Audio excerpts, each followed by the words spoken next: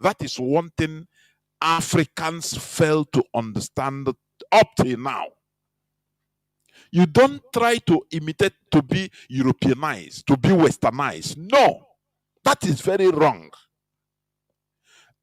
You have to be Africanized, but civilized in your own way. That is what we preach here. If you try to be Westernized, you end up being slave to the Europeans. If you want to be just as what they are doing in Africa today, democracy, introduction of democracy, the European system of democracy. Is there any democracy in Nigeria? The answer is no. Does your vote count? The answer is no. The vote of Nigerians, I mean. But in Europe, it's not the same. They developed their system through their own way, through their own culture, through their own system. But they come to our land, they say for you to develop, you have to discard yourself, your natural self, and become westernized, which is a wrong approach. It can never happen. No advancement can ever occur through this. You must develop through your own way. Let me tell you something. Do you see the reason why Middle East Arabs are also developed as they are today? Do you know the reason? Do you know the reason? During the second half of the 19th century and the early 20th century, there was what we call Nahda. Is an Arabic word for Arab awakening or enlightenment. Are you hearing what I'm saying? They call it in Arab Nahda, Nahda. That is Arab awakening or enlightenment. That is what happened. It was a cultural movement that flourished. Are you hearing me? It happened mostly in 1798 during Napoleon Bonaparte's invasion of Egypt. There was a cultural shock. They wanted to Europeanize the Middle East. To Europeanize the Middle East. No, this is how you do it to develop. They wanted to, they started changing things, trying to change things in the Middle East through Ottoman Empire. Because that time, the Middle East, the Arabs were under the occupation or the colonization of Ottoman Empire. But after they came to themselves, the Arabs, they said, no. If we start imitating these people, these Europeans, that it is the only way we can develop, say no. We will end up being slaves. They are wise because they themselves, the Arabs, they were colonizers also. They were brutal colonizers also, so they were wise. They saw the future. They knew that, look, the same thing we did to Africans, impose our culture and religion and turn them into slaves. We will not allow Europeans to do it to us. And you know what? They rejected European or being Europeanized. They now came back, started what is called Arab awakening. That no, they started enlightening their people that look, we are Arabs, we are Muslims, our culture is Islam. We shall never allow or try to mutate into another culture for us to develop. We must develop, but through our culture. And that is why you are going to Dubai today in order to look for work. That is why you are in Qatar today. That is why you are dying to go to Kuwait today. Do you see? Had it been they did what Africans do, they would have ended up like Africans. What did Africans do? They thought that in order to be like Europeans, you have to be, the only way for you is to be Europeanized, to be westernized, to be a Christian, to change, discard everything you have is evil. And now you mutate. And by that, you now become like, be developed like the Europeans. No, sir, no, ma. That is why we are trying to rebuild our system. What do I say? We are trying to restore, let me call it restoration of our system, because the restoration of Biafra is preceded by the restoration of our system, our natural system, through which we shall surely flourish. Without it, it's just like a fish being removed from the river. For how long have we been studying in America, in high universities in America, in UK, coming back? What do you produce? What do you tell me now? Is you know now? You see the politicians, you see the technocrats in Nigeria, or with a long degrees in Harvard, in Columbia, in Oxford, everywhere. What do you have? What system do you have, for goodness sake? Very evil, very monstrous, very corrupt system. That is all they can do, because they are Europeanized. They are westernized. They don't care. They don't care about development through our natural system, because it could be done. But no way. The Europeans created the system and fashioned us in a way that they molded us in a way to continue to be the type of human beings they want us to be. That is why today, Bill Gates came to Nigeria last Tuesday and was given a red carpet. Bill Gates that's supposed to be stoned. Bill Gates that's supposed to be arrested for the evil he has been sponsoring in Africa, mostly in Nigeria. Sponsoring Boko Haram, sponsoring terrorism to destroy natural farm produce. Let me read. I will go into the subject matter, but I will continue on the topic of ideology. But I want to read this news headline. What Bill Gates did. Because we are trying to be Europeanized, westernized. Now, our eyes are blind into seeing the evil confronting us. Because the problem in Nigeria is artificial. It is artificial. It is not natural. It is artificial. The Europeans saw the Fulani as willing tools, because the Fulanis, even before the coming of the Europeans, the Fulanis were in a mission of conquest. So they took notice of that.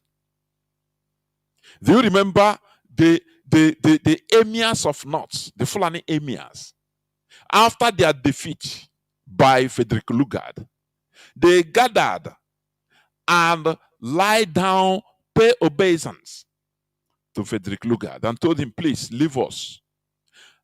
We will be your vassal. We will serve you, but do not touch the system we have created.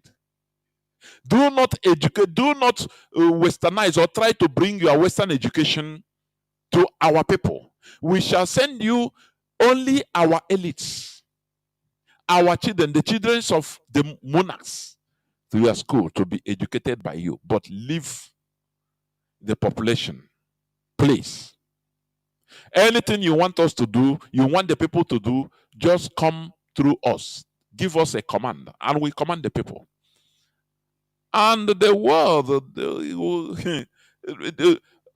Lugard was overjoyed. He said, what I was looking for in Sokoto, I saw it in Sokoto. No problem. As long as there is no problem, I leave you with. Because they did not believe in Western education. Right from beginning. Are you hearing me? And that is what they have been they have activated till today through Boko Haram. What is Boko Haram? Western education is evil. So, how do you think that Boko Haram could be defeated by Nigerian government? Tell me, who is Nigeria? Is Boko Haram? This is what they are fighting for. They fight that, that their people should never go Western education, should never attend to Western education. Now they made it official. And that is why the northern politicians, the Fulani politicians, are supporting them directly and indirectly. They are sponsoring Boko Haram, sponsoring Fulani headsmen. But we now that have been made the European slaves, we didn't understand this. We are still clamoring for, Nigeria. You don't know that Ekegon Kwa. Hey, Kegon Kwa, direct. Can you tell me the reason? Can you reason by yourself? The rise of Biafra in 1967. Nigeria tried everything to crush it, to defeat it under 3 years. But look at Boko Haram. Since 2000, how many 20-something years, 24, 25 years now, they are still on the rampage. Even Hamotago, they have born children. Now they have an eye swap. And now Fulani, they have a direct Fulani terrorist that is exclusively for the Fulanis, Fulani military, being sponsored by Nigeria. Do you see how they go? Do you see how they go? How they roll? Now, the Bill Gates that is with the West that is sponsoring this killing of farmers of natural seeds, natural seedlings. They have been, he was welcomed into Nigeria upon the revelations of Dr. Njemanze. Do Nigerians take any note? Did they care? No. It was revealed by an evil man. So the Britain made sure to transmit the hatred of Igbos to all the Nigerian ethnicities.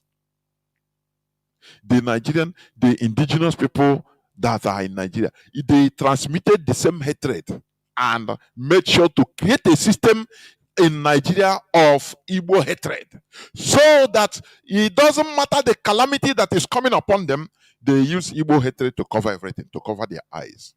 That is why. Let me read for you this news headline. Let me read for you this news headline. The dreaded Fulani terrorist leader called Tuji Bello. He said, "Houses will not farm after killing Fulanis." Bandit leader Tuji Bello. It was a news headline of the 5th of this month. That is day before yesterday, Thursday. He said, "Houses will not farm after killing Fulanis." Ask yourself, why do they target farmers? Houses, are they not Muslims? Ask yourself. When you think that something is a conspiracy theory, you look at facts and now reason. If you have the reasoning capacity, you reason to find out, why are these Fulani terrorists targeting farmers? Because it is what the West, the plan of the West, through Bill Gates, to sponsor it. Bill Gates sponsored the whole thing. That's why the thing is ongoing. Are you hearing me? That is why they are targeting farmers. The terrorist leader, he said it openly, that Hausas will not farm after killing Fulanis. Why is it that they are targeting farmers? That is a question for you to research and find an answer. You had it through Dr. Njemanze.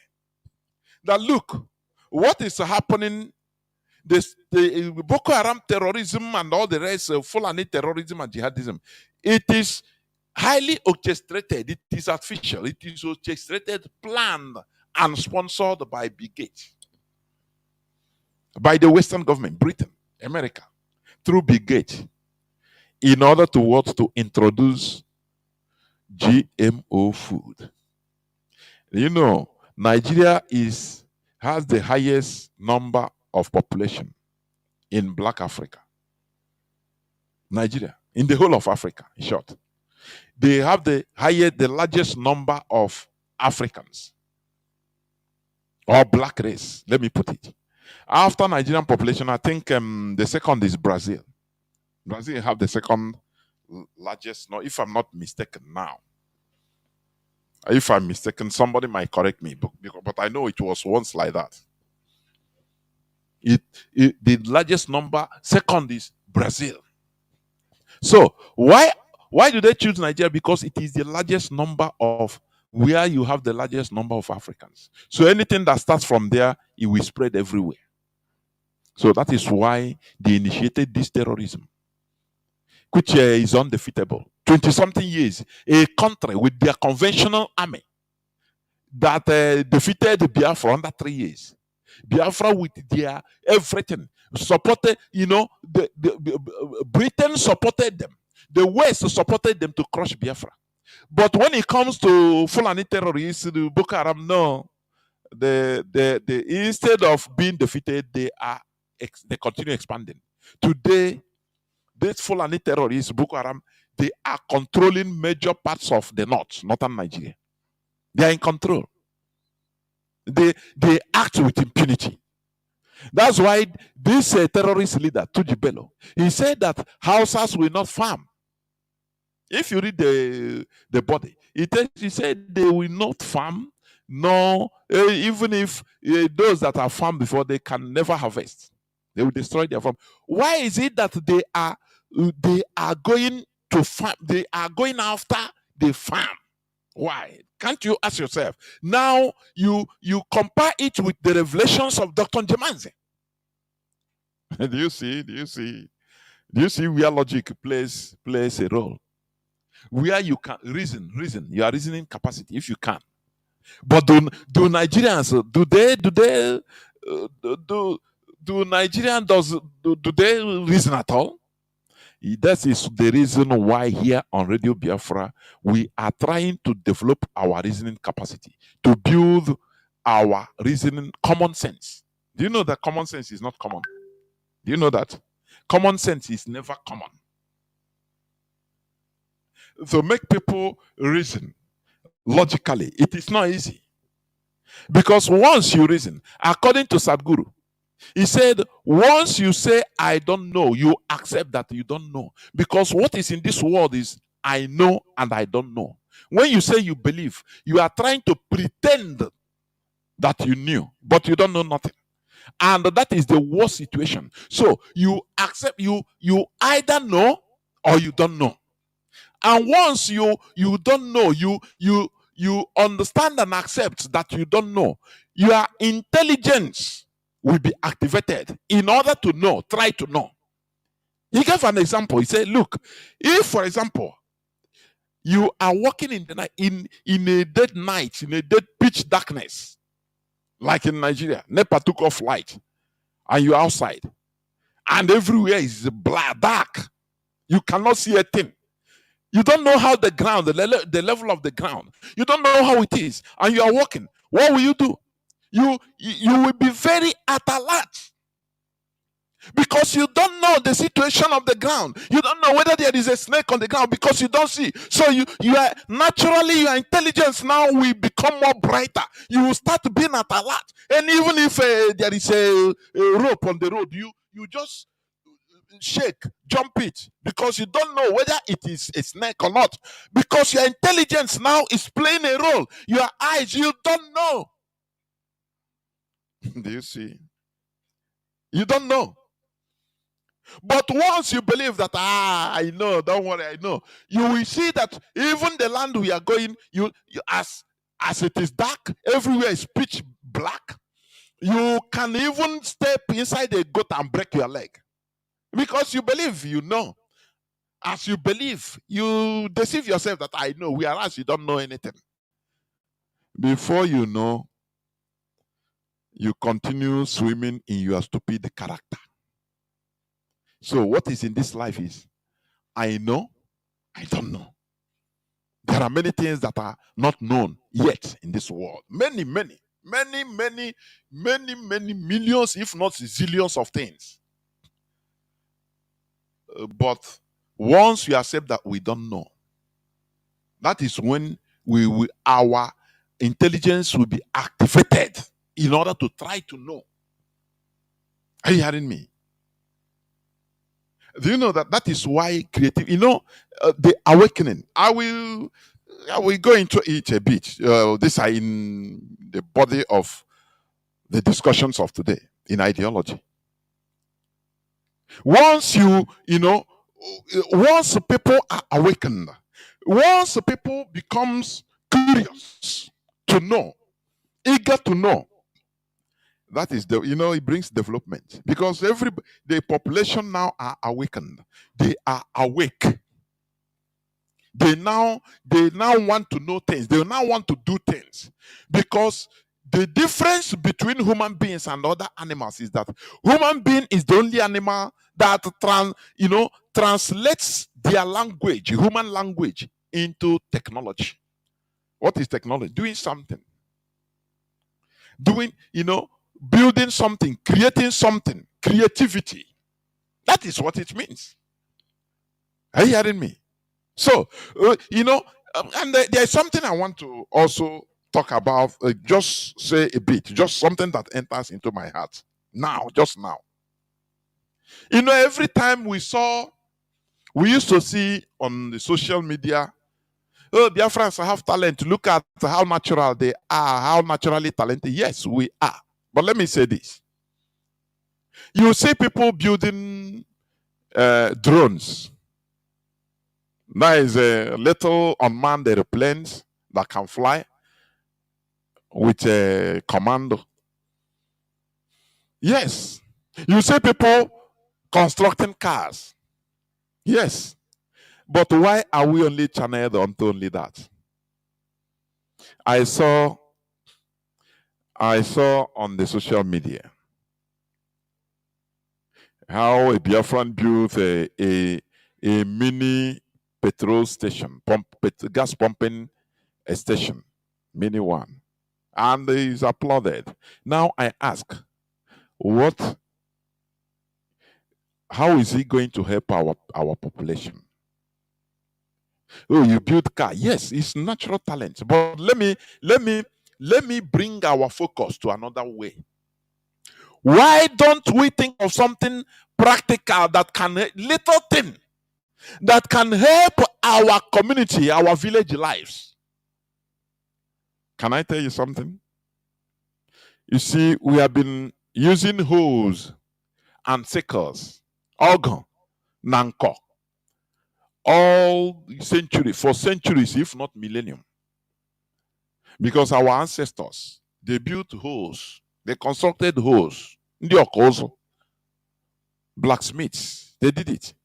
And none of us have ever thought of, how do we mechanize, how do we improve this, so that our people will not be using this force energy of every time, the same thing of since 100 years back. We are still doing the same thing today. No, where our mind is, talent is when you construct an aeroplane. That is when you have talent. Or when you build a car. These are good, yes. But, when you watch the Chinese, the Asians in general, they always go for something that will improve their villagers' lives, their population's life immediately. Not constructing, he constructed a drone. How many people can fly aeroplane? How many? You are going into a system whereby even if you can construct a big aeroplane, for Nigeria to even give you license to fly, as a pilot. It's another war. Why don't we start with things, little things? I posted on my timeline how this Eruru, this Eruru, this lava, we call it lava, that comes from palm tree or this palm wine tree, which we used to look for. We used to eat it. Very proteinous inside our bushes. But in Asia, in Thailand, they start farming it. You go to General Srafe, you scroll down, you will see it. All these are things, little things that can change our villages, our communities. You know, that is revolutionize the way things go. Why can't you, as a way that you think of how you can at least mechanize cultivation? I mean, instead of plowing with your hand, you try to construct something different that can at least you'll be selling it. Villagers will be buying it instead of every time for you to get all from one acre of land. Maybe it can take 5 people, maybe 5 days to finish it by hand. Why can't you find a way? Think about this holes. How do I do? Because in our land, in Biafra land, mostly in many parts of our land, is a tropical area. It's not savanna, like in the middle belt or in the north. No, where you have grassland, where you lines are level, no trees. In our place, we have trees. So some of those places, tractors cannot be viable for it. Are you hearing me? But what was a way that, as somebody that is talented, you can try to think, how can I modify a hoe that can be using, maybe if you are pushing it with a motorcycle, as do something that can be affordable. People will be demanding, oh, I want this. Now you'll be using it to cultivate. One time I saw somebody, and I think it's a Kenyan that did it on social media. How small machine, very little, I think it's a weather even. It's not sophisticated even, but a kind of mechanized to plant corns. Are you hearing me? And people started buying it on his side. That is revolution. Agricultural revolution, making it more easier. Instead of you, every time when we talk about Biafra got silent, oh, you are thinking of now we want to build the aeroplane. You have to build a car for you to know he's talented. No. We have to start from small things that changes people's lives in a small way. Because from there, you get to bigger one.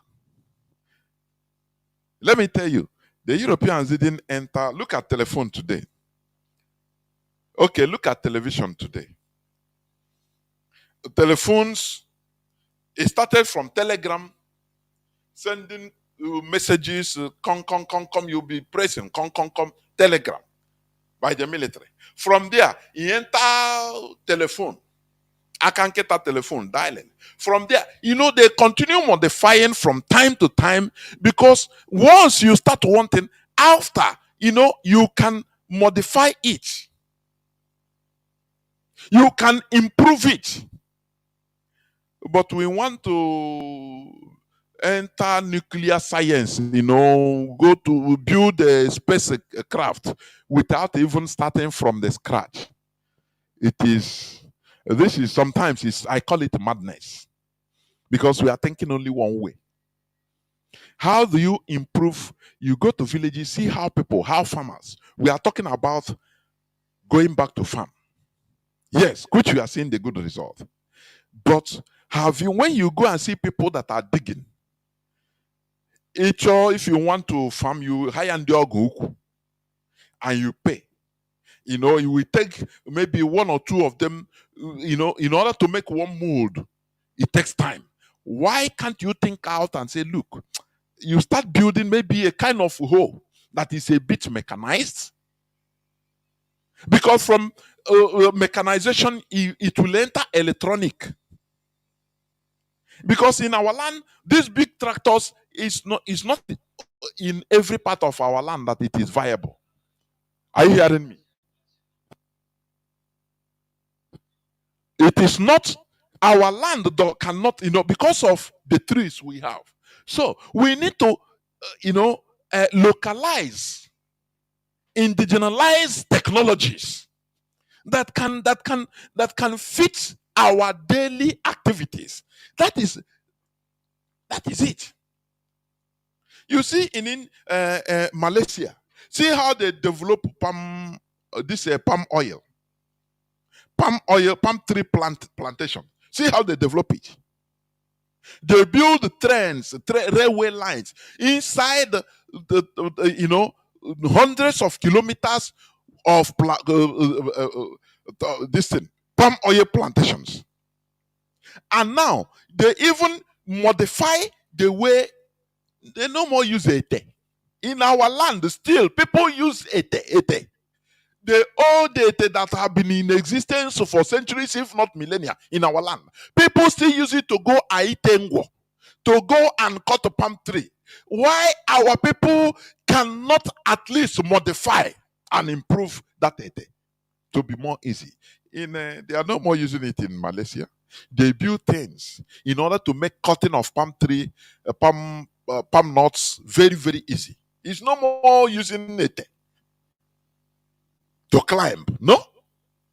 So why are you thinking of rocket science? Whereas the basic things that can improve our lands, the lifestyles of our people, the normal population, you don't even think about that. And you want to go to build jet fighter. Sometimes we are getting it wrong, honestly. Sometimes we do get things wrong. It is because of the mentality. That's it.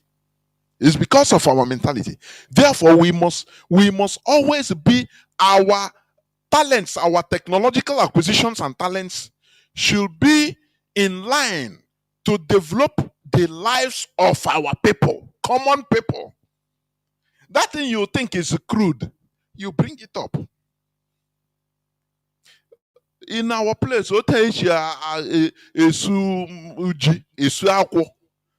right from beginning. Now villages. Have you taken your time to try to modify so that if it is not a blending, in our own local way, now you build things that can improve that pounding of yam and the cocoyam and the cassava in our land. No, only your mind is if as a talented person I must build a car, I must build an aeroplane to fly. Now they praise you. Of what use? Tell me, how is it going to change your people's life? You are building something that aeroplane. You don't even have a. I saw somebody testing a drone on social media sometime in Allah. Roads we are blocked. You don't even have a aerodrome in order to test that kind of thing. You don't even have free road. So how are you going? How do you focus your mind in all those kind of things? Why don't you think, this is how we have it? Just simple machines. Simple machines in order to improve, to harvest the cassava. Things that are very simple that you can, before people will see it and say, oh boy, this thing good. Oh. Instead of walking using hand, before that thing you can do under 5 hours. In 2 minutes, that simple machine can be used and can do it. That is it. That revolution starts like that. Industrial revolution. That is how it is. Not trying to build something very huge that No. We need to go back to start thinking local. All those things that you think when you see it, then how do I build something that people can be using to climb the tree that will help the ordinary palm wine tapper in the village. Help him very easy. Balance even without falling. Now, very easy. Before you know it, just stay and just press. Maybe the thing will carry him, go up. He finish his business up and come down. Before you know, you build it. And people will start to and you sell it. Before you know, people will start commanding. Build I need. That is, it will now replace the old ete. Do you see what is in advancement and improvement? But you don't think this. Only what our people think. He built a mini stadium. Oburi na akpari na ala Aba or na ala Nnewi. And Biafra, we have talent. Now you ask, what is that going to contribute? Are you going to be given finance to be building stadium? You have people that are that have that technicalities. So you see that you are just sometimes our people are just doing cinema. We need to channel our talent to something that will benefit us, benefit our people, direct, benefit common people, improve the lives of common people. That is industrial revolution. Now, let me come back to this bandit leader, Tuji Bello. He threatened the Hausa farmers. And Hausas, you are listening to me, Hausas. Now you know that, now they have come out. Fulani have come out openly. Before we are calling Hausa Fulani, there is nothing like Hausa Fulani. You see that we are always right. Here on Radio Biafra. Akofechakwa or Danao. Before we were calling, Hausa Fulani. No. It was a creation by the Fulani to deceive the Hausas into believing that they are one. Look at the terrorist leader. Do you see the whole killings? Most of the killings in the north, villages rampaged. They are Hausas and other indigenous population. The Fulani are killing them, changing the demography, pursuing them from their ancestral lands and taking over. But the worst part of it is that these same Hausas, many of them are Muslims. Yes. They are blinded by the hatred of Igbos. Instead of them to rise up and do their thing, fight the war that has been imposed upon them since 1804 till today. Instead, they will be blaming on Yamini. Do you see the problem? Do you see where it is too bad? The Hausas, the other indigenous populations in the north, once they hear on Yamini, they say no, they will still follow the same hatred, the same Fulani to hate Igbos, without them knowing that it is a program. They are being programmed. Fulani inserted a system in Nigeria. It is being inserted first of all by Britain, and the Fulani copied it, and inserted it into the lives of indigenous people to hate Igbos. It doesn't matter whatever they are suffering, they hate Igbos. The hatred of Igbos covers every of their suffering. Once they are contented with hating Igbos, even if they are dying, they don't care. Once, as long as they are hating Igbos, it's okay for them. It's very bad. Very, very bad. Now there is this let me see. This IPOB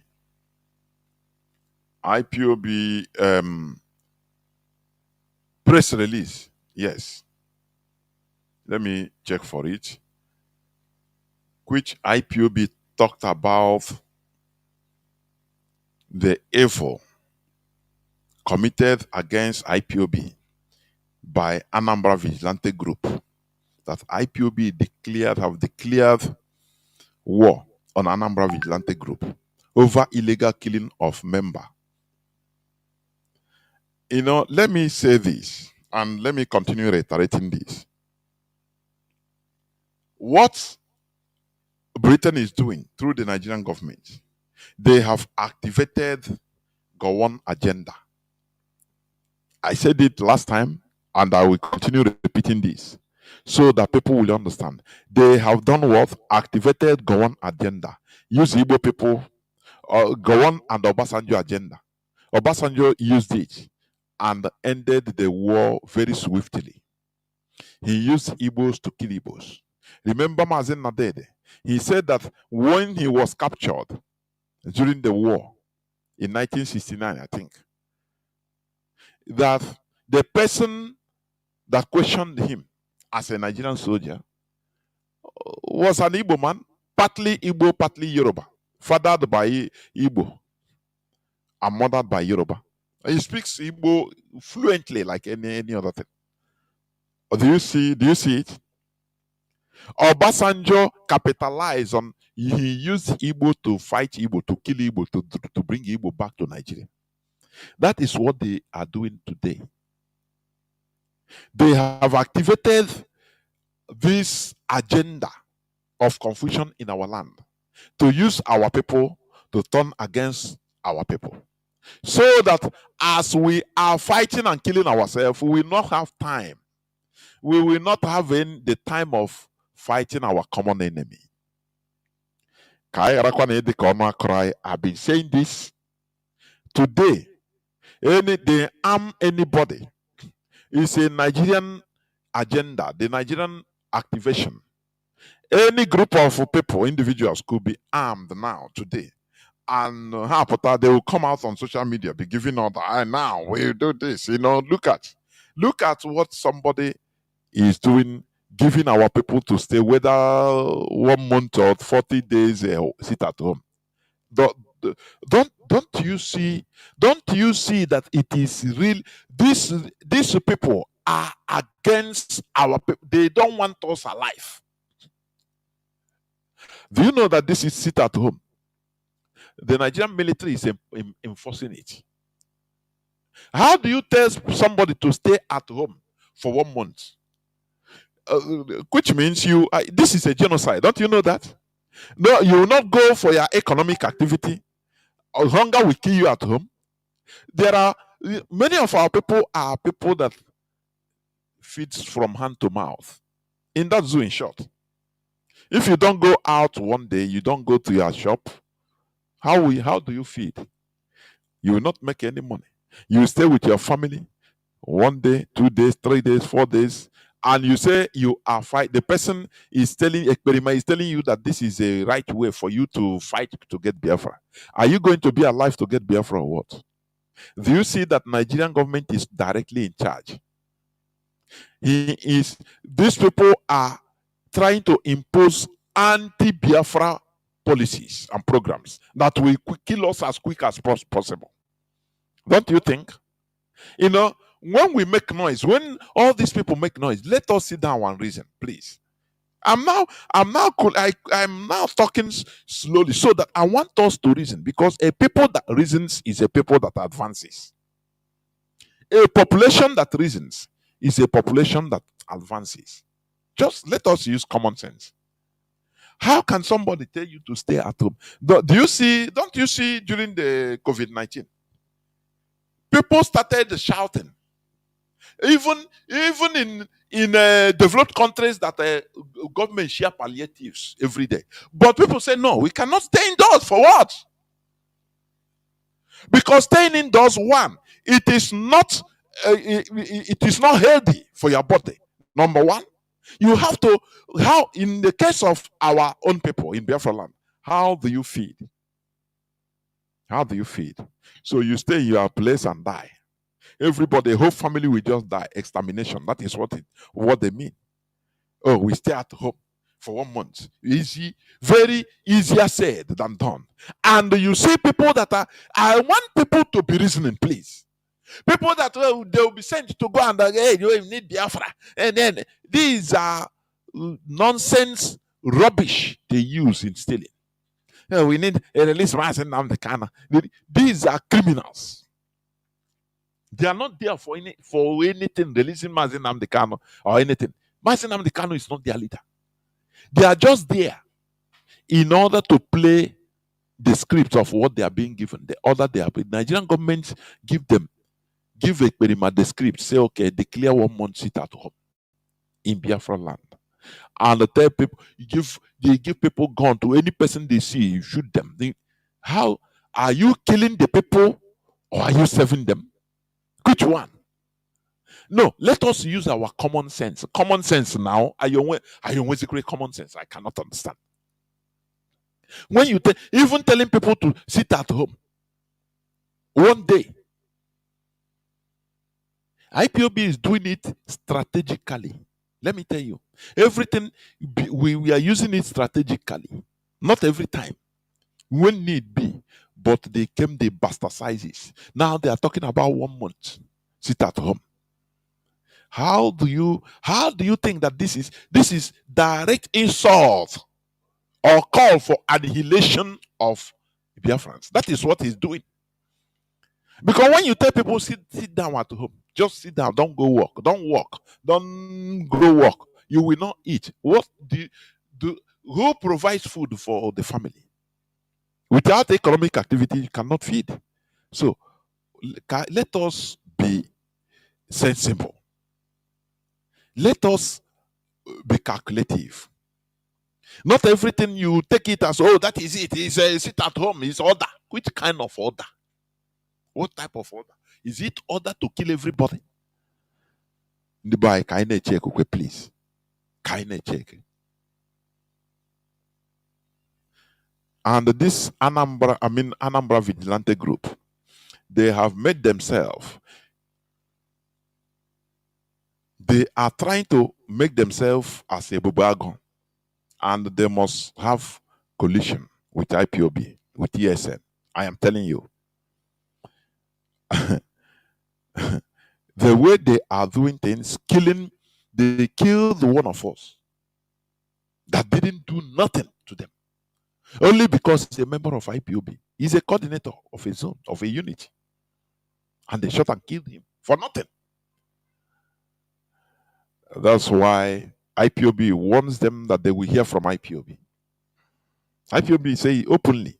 You know, IPOB rarely makes this type of press release. But when you see IPOB leadership do this, know that there is no other way. There is no other way. But we must be all ears. Kaina nganti. Kaina nganti. Therefore, as I said, today I'm going to continue on the importance of common ideology, which I started 2 weeks ago. Ideology.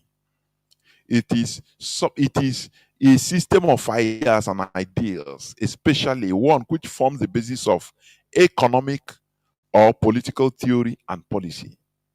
It is a thing, it is a system of ideas and ideals that is used in shaping people, organizing people together. Are you hearing me? You know, the other time, a few minutes ago, I talked about the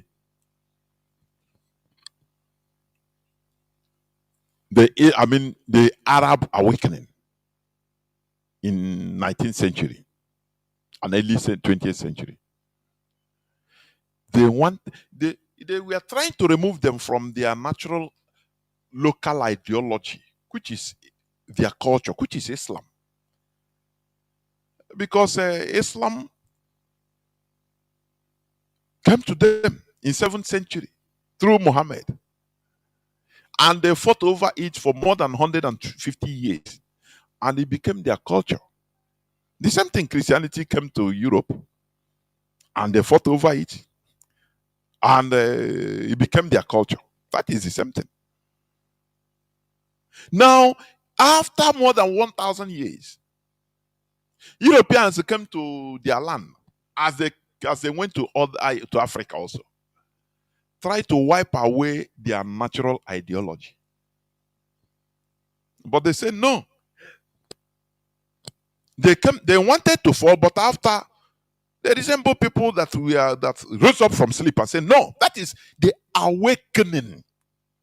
And that is the situation we are in today. The awakening. They awakened. Na bulie. You see now wow. This is now you become awakened. That is the awakening. and entered into enlightenment, started enlightening others. That is enlightenment. They called it the Nahda. Why? Because the Europeans wanted to erase their culture and reprogram them in European style so that they will become controllable. They will become, exploitable by the Europeans. Exactly what they did to Africa. But they refused. They stood by and went back to their ideology. They say, no, remember we are Arabs, number one. We have our culture, which is Islam. So we are going to use it to develop, not entering into Western culture. Because if we enter into Western culture, it is just like a fish that you have removed the fish from its natural habitat. That fish is no more alive. That is why Nigeria is a quagmire it is today. Because we are removed from our natural habitat. Are you hearing me? Ideology could be regarded as a form or pattern of a person or people. It is a science of ideas.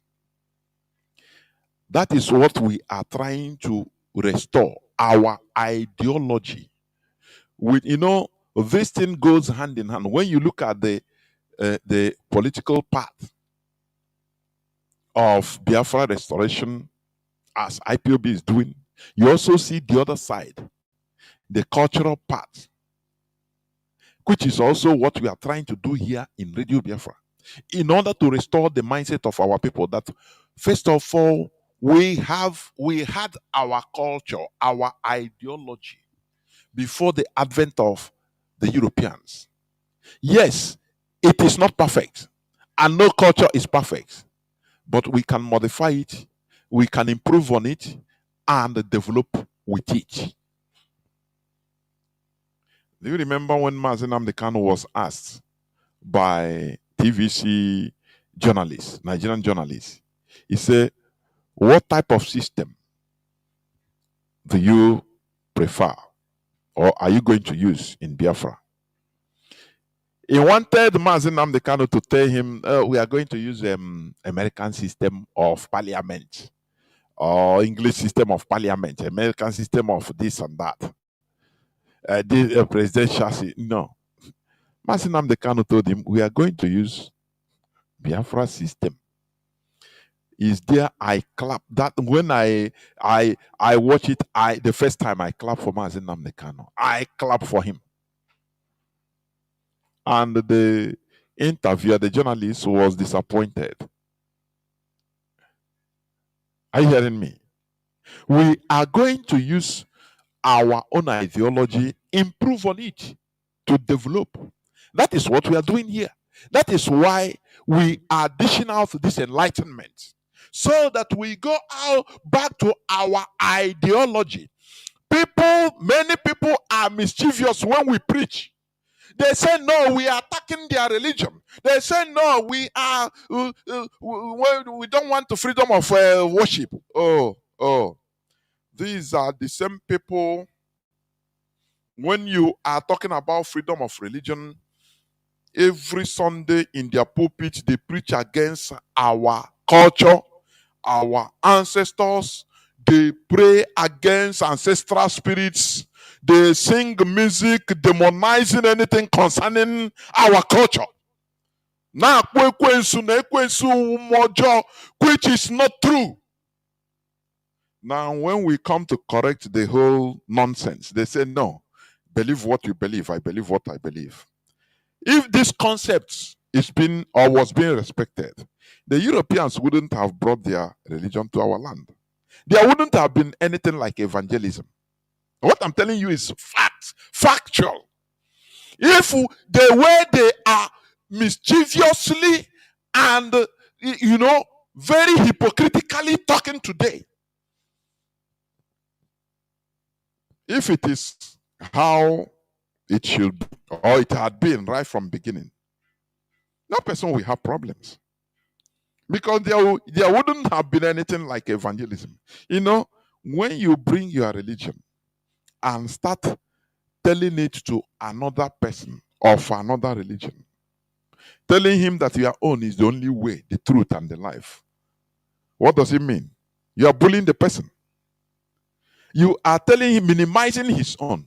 Had it been believe what you believe, I believe what I believe, the Europeans wouldn't have even, they would have hidden their own religion and came and did business with us. Religion apart. They will not say anything about their religion. It's good or it's bad, or they will keep quiet. But they started this. Do you see how evil they think? They are reasoning. When we pray, they say no. Why? It doesn't mean that there will be no freedom of worship. Why? Who is telling you that? If Biafra comes, you worship anything you want. But let me tell you, there must be an overriding ideology. That is why we must continue preaching. That is why we must continue bringing all this to the limelight for people to analyze. These are facts. We are trying to rebuild our ideology, because this is one thing that can galvanize us together. The Europeans came and destroyed our belief system, that is our ideology, things that galvanize us together, and we became vulnerable. No more ideology. Now in 1914, they sold Nigeria to us as our ideology, and we were jumping up and down. They sold Nigeria to, oh, you are all Nigerians, not knowing that there is a skeleton in their cupboard. We are the losers, the main losers in everything. I am telling you, we Biafrans, we are the main losers. They came and preached to us, give us a handout that said, if they slap you this side, turn the other side to be slapped. Are you hearing me? Whereas they came here and killed us with the same religion. They slaughtered us. Now they go and arm another people that believe in tit for tat. Arm them, say, go and kill these people because they have natural resources. That is why they destroyed us. They sold to us Nigeria as our ideology, which is fake. In 1964, Ahmad Bello granted the famous interview where he disdained the Igbos, where he showed the highest hatred. That was in 1964. He granted the interview to the BBC. I played it before. That one thing he know about the Igbos, that they want to dominate. That if an Igbo man is employed to be a laborer, he want to come out as a head man. Is that thing bad? The answer is no. But it's just to demonize us. Are you hearing me? It's just to demonize us, so that we become disdained in the eyes of people. The same way they have the right to talk about ethnically profile the Igbos as they want, kill Igbos, to do this by everybody. But once our people, you see our sister Amaka in Canada, out of annoyance, she replied. And all of a sudden, Nigerian government started reacting. If we don't know, if we don't learn, we become more stupid. I'm telling you. All of a sudden, the Nigerian federal representatives or Senate House, they started talking about it. They voted Nigeria as a government. They now complained against our sister. Whereas people talk about against Igbo, kill Igbos, do this and that against Igbos. Oba of Benin, Oba of Lagos, threatened in front of the Igbos in camera to throw the whole of Igbos inside the sea if they didn't vote his choice candidate. Many occasions, even the first lady Tinubu,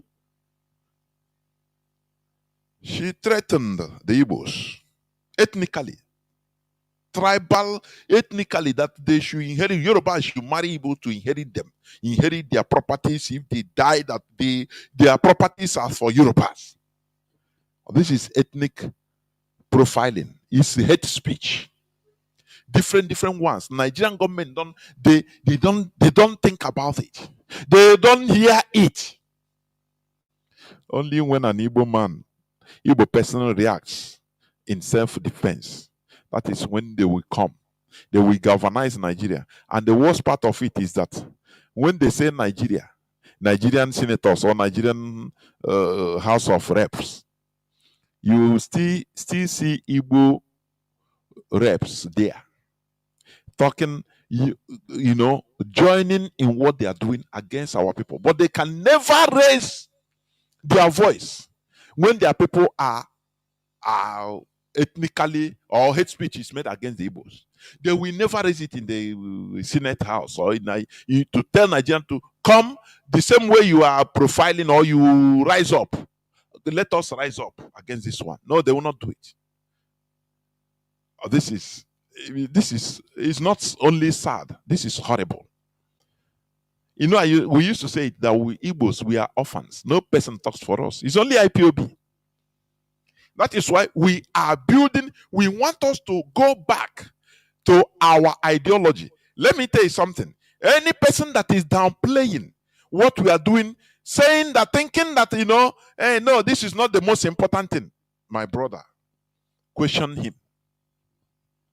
Because our mentalities have been shaped by this foreign religion in order to accept the inacceptable. Do you hear me? In order for us to have pity, pray for your enemy. Any religion that is telling you pray for your enemies, that religion hates you as a people. It's a program.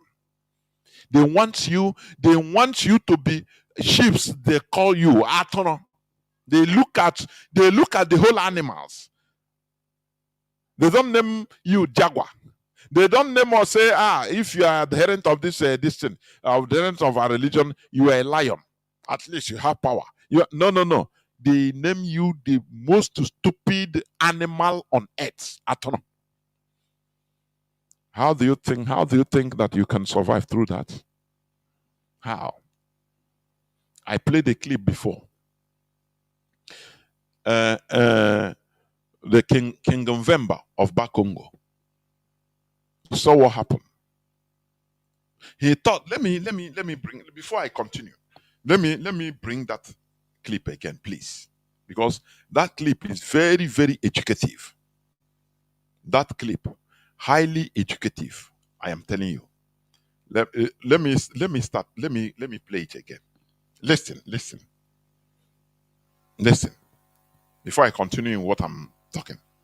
At the beginning of the 16th century, on the southern bank of the river Congo, a determined effort was made, with Portuguese aid, to Europeanize the African kingdom of Bukongo. To Europeanize African king of Bukongo.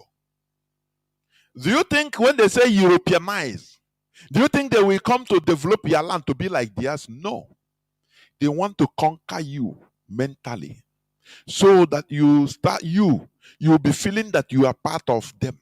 Whereas they will now be controlling you mentally, controlling your government, be telling you, be lecturing you on how to live. Are you hearing me? That is what it means. Mental conquest. Once they conquer your way of life, they change it. You become an eternal imitator. There is nothing you can imitate and they will write in it. They will mark it good. They will say, no, try this. They will continue being your eternal teacher. Because doing that brings problems to you, to the country. And it makes you become vulnerable and exploitable. It's just like bringing out a fish. Not killing a fish, bringing out a fish. Put a fish inside an aquarium, artificially created aquarium. For the fish, he's still living. But the owner is living at the mercy of the owner of that aquarium. The fish is being fed. For the fish, it's moving around. Oh, it's living nice water, everything. But the owner is feeding it fat for himself. Do you see that? But once you are in your natural ideology, your natural culture, you are, no person can catch you. You owe no person apology. You are doing things in your own way. Only you can take, modify your thing. You can improve on your culture. You can shed out things, so stop things, some things, and you can also, bring in some things. It is your thing. No person can teach you to do your thing. Are you hearing me? You improve naturally. Are you hearing what I'm saying? According to the time, according to the situation. After all, the Europeans, you see, they killed the slave. How many? 70 something million slaves from Africa they took away from Africa.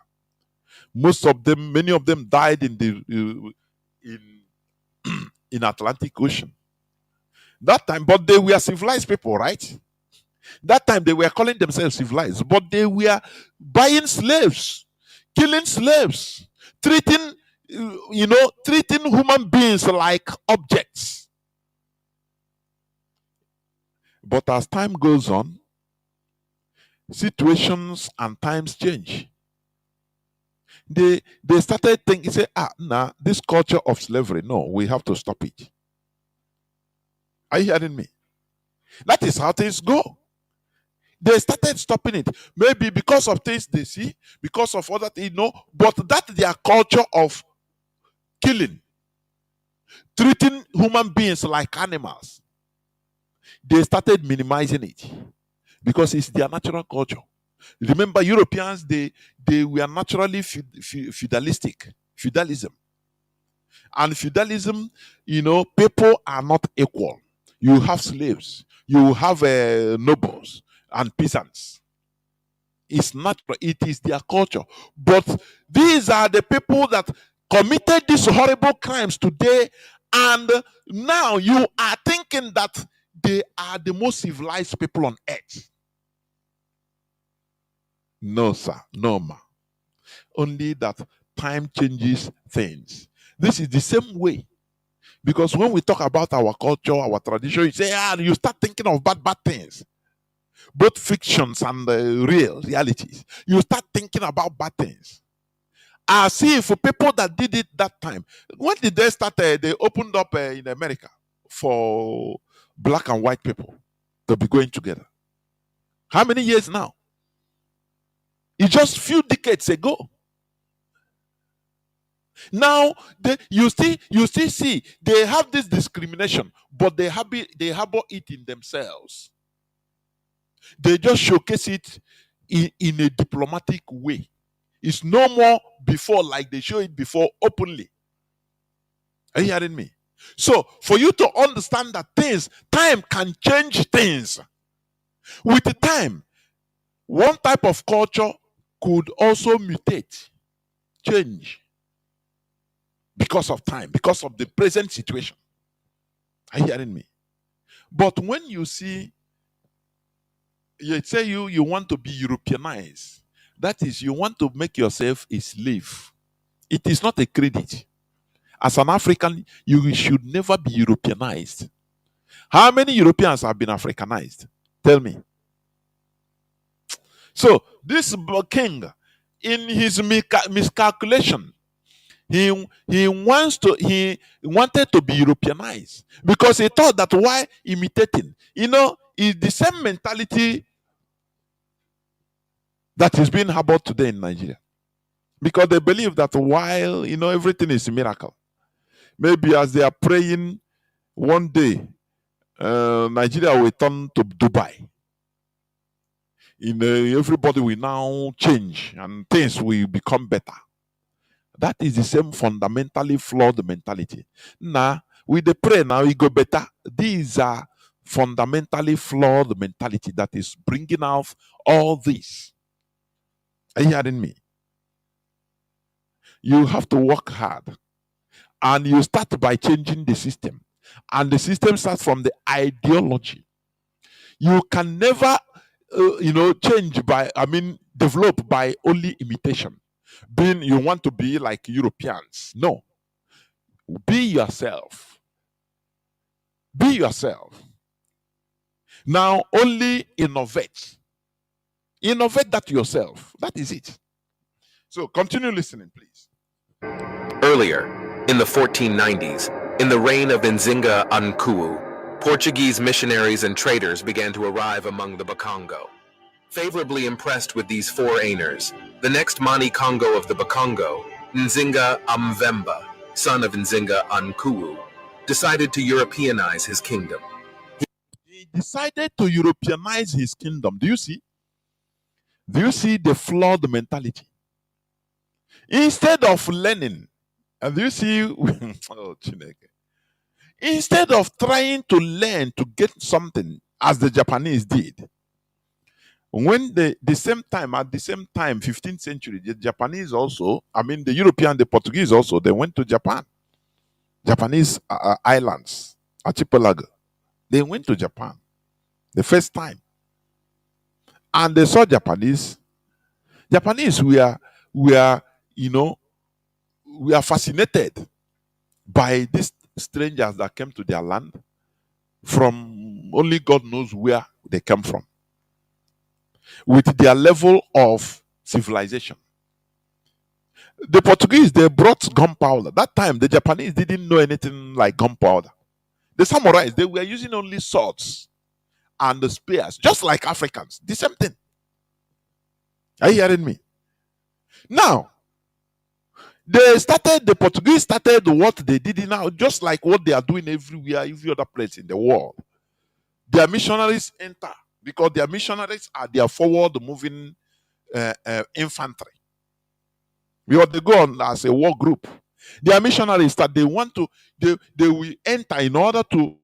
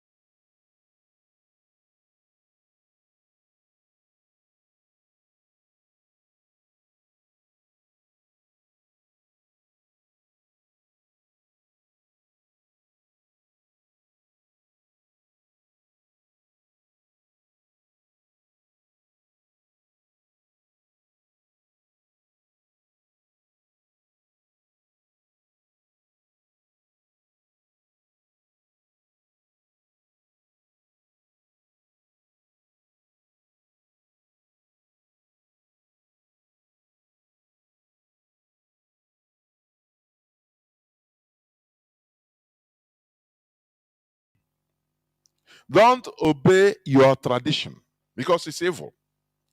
That is the first killing, the first slaughter. Remember, this is how Ottoman Danfodio manipulated the Hausas through Islam. The same thing. He entered, started teaching the king, the king's shehu, the Hausa king, started teaching in his palace. And the king allowed him because he believed in Quran, thinking that he's teaching them Quran. No. He used that avenue, started teaching the people that, look, you are a king. He's evil. He's not a good Muslim because he's eating and dining with non-Muslims. You understand? So you should hate him. You people, you are houses like you are houses, but once you are either a Muslim or you are not. Even if your brother is not a Muslim, you have the right to kill him. You know, Christianity, they don't preach killing or outright killing, but they put hatred, they put wage, so that you start fearing your brother. I'm giving you the parallel, the equivalence. While Ottoman Danfodio started preaching hatred, direct killing, hatred. In our land also, the Europeans, they preach the same hatred.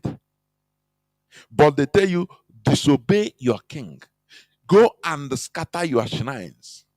If your people tell you to gather, no, you are no more with them because you are no more in this world. You are no more with the Gentiles.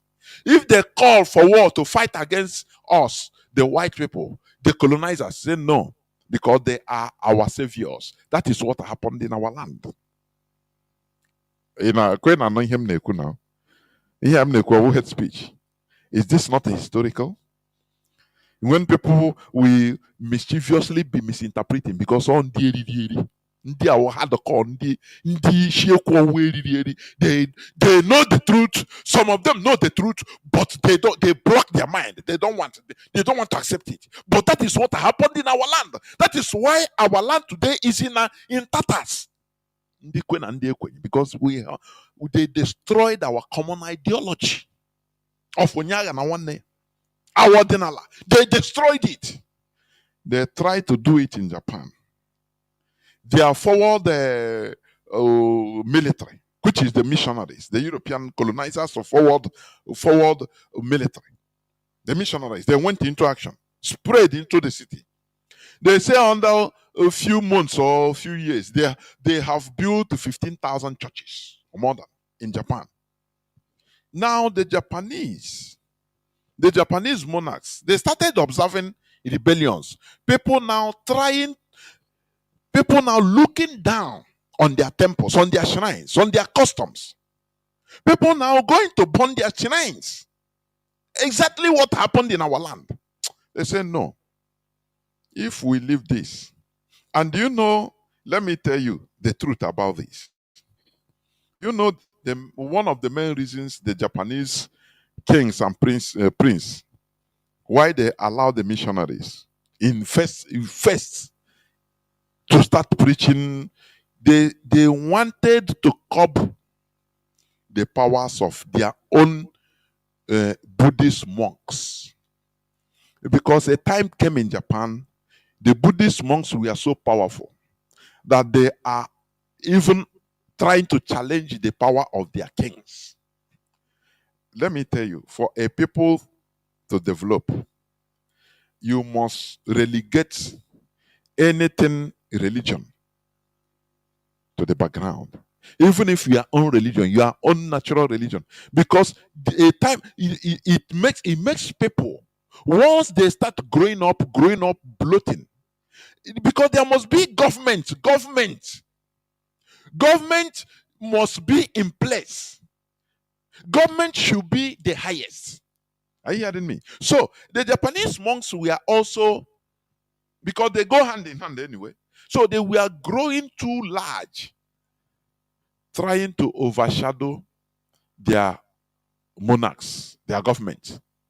So the Japanese kings purposely allowed the Christian missionaries in order to check whether they can checkmate the powers of their monks. And they found out in time that no, this is the worst.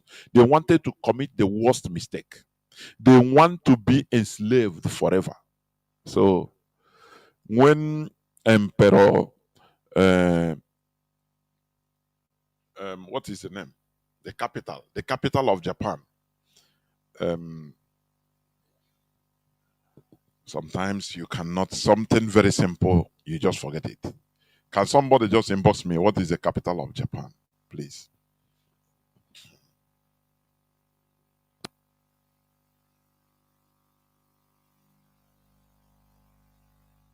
Tokyo. Yes. When Emperor Tokyo took over power as a monarch, he studied the situation. He found out that if he did not stop this, that Japan will be enslaved forever by the Europeans. And that will be the worst type of slavery. Because when they colonize their people, now mentally, it will be the worst. Are you hearing me? It will be the worst. No, it's Tokyo. So, what did they do? What did they do? What did they do?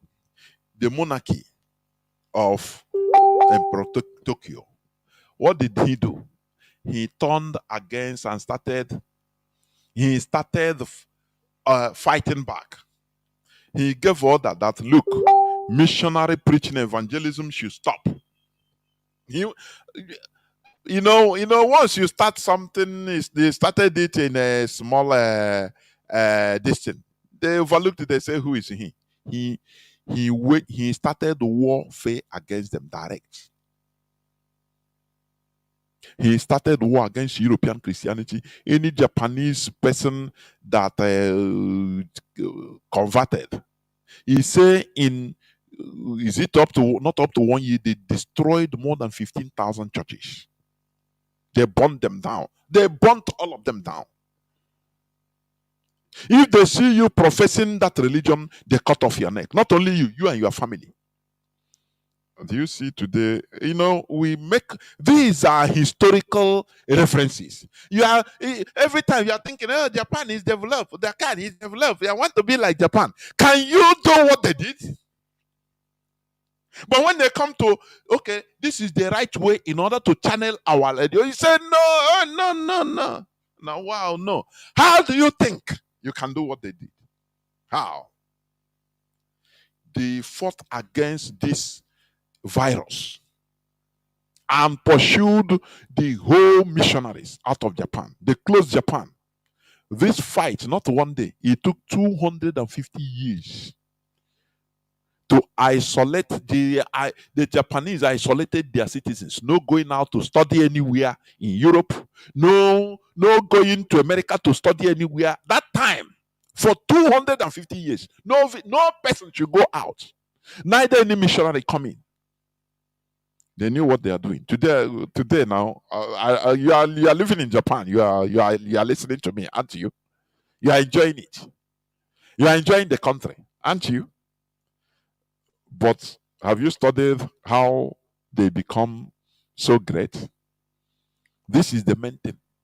They completely cut off foreign influence, mental teaching. They completely stopped it. What you are embracing, say you can never eat your cake and have it. It is completely impossible. Look at example today. Before transatlantic slavery, they pay Africa people, Africans were bought in the slave coast, which is the bite of Biafra. People were bought with money. Europeans bought. They have agents in our land that are wealthy, living big, dealing with selling their brothers to the Europeans. Today, history is still repeating itself, isn't it? History is repeating itself. Once they call, the Britain called that he wanted slaves to come and serve in the army to be sent to war front in Ukraine. You see Nigerians resigning from Nigerian army. Mostly, I can assure you that these are mostly Biafrans, mostly Southerners, mostly Christians. Because once Christians, they say their sheep hear their voice. Is it not what is written? That the sheep hear the voice of the shepherd. Once they call, they hear immediately. So they are running. They are advertising for our people to come to join the British military, to be sent to Ukraine to fight, to be killed. Is it not the same slavery? They are doing it for money. In the next 200 years, 100 years, 200 years, if this madness is not stopped, our coming generation that time will look back and start insulting you as their ancestors. That what you did. The same way we are insulting people that collaborated with the West in order to sell our own brothers, their own kit and kin to the Europeans, making money. Where is all of those money today? You will be thinking, oh, if I go, they will pay me. How long are you going to? Dignity is better than wealth. You are doing something that your next generations coming will look back and spit on your grave. You went to fight for your slave masters, isn't it? That is exactly the same thing. So let me continue playing this clip about King Mvemba. What we have right to know the history, because history is not being taught in school in Nigeria. That is why our people are ignorant. So here on Radio Biafra, we dig out the historical facts in order to guide us. Because without knowing your past, you cannot know where you are going to. Without knowing where you are coming from, you cannot know where you are going to. Are you hearing me? You must have, where are you coming from? Now you know where your destination. You know where you are going to. So King Mvemba committed the most horrible mistake, which Japan did not commit. They refused to do that. But this one, he committed the most horrible mistake that sold Congo and other parts of Africa into slavery till today. He wanted to be Europeanized. Therefore, they first of all, you see how they lie. If you want to be like us, you must convert to our religion. And he did it. They continue now giving him meds, European meds, to teach them how to be like, sleep like Europeans, behave like Christians, this and that, without knowing that you think that the thing will continue like that. They want to mellow down your mentality. Once they finish capturing your mind, finish. You are nothing to them. You are simple slave. They can do. Let me continue playing, please. Continue listening. Favorably impressed with these foreigners, the next Mani Kongo of the Bakongo, Nzinga Amvemba, son of Nzinga Ankuru, decided to Europeanize his kingdom. He abandoned his ancestral superstitions and embraced Christianity. He abandoned his ancestral superstitions and embraced Christianity. Do you see the worst mistake? Every people have their way of life. They have their superstitions. If you must be, you must continue on your ancestral way.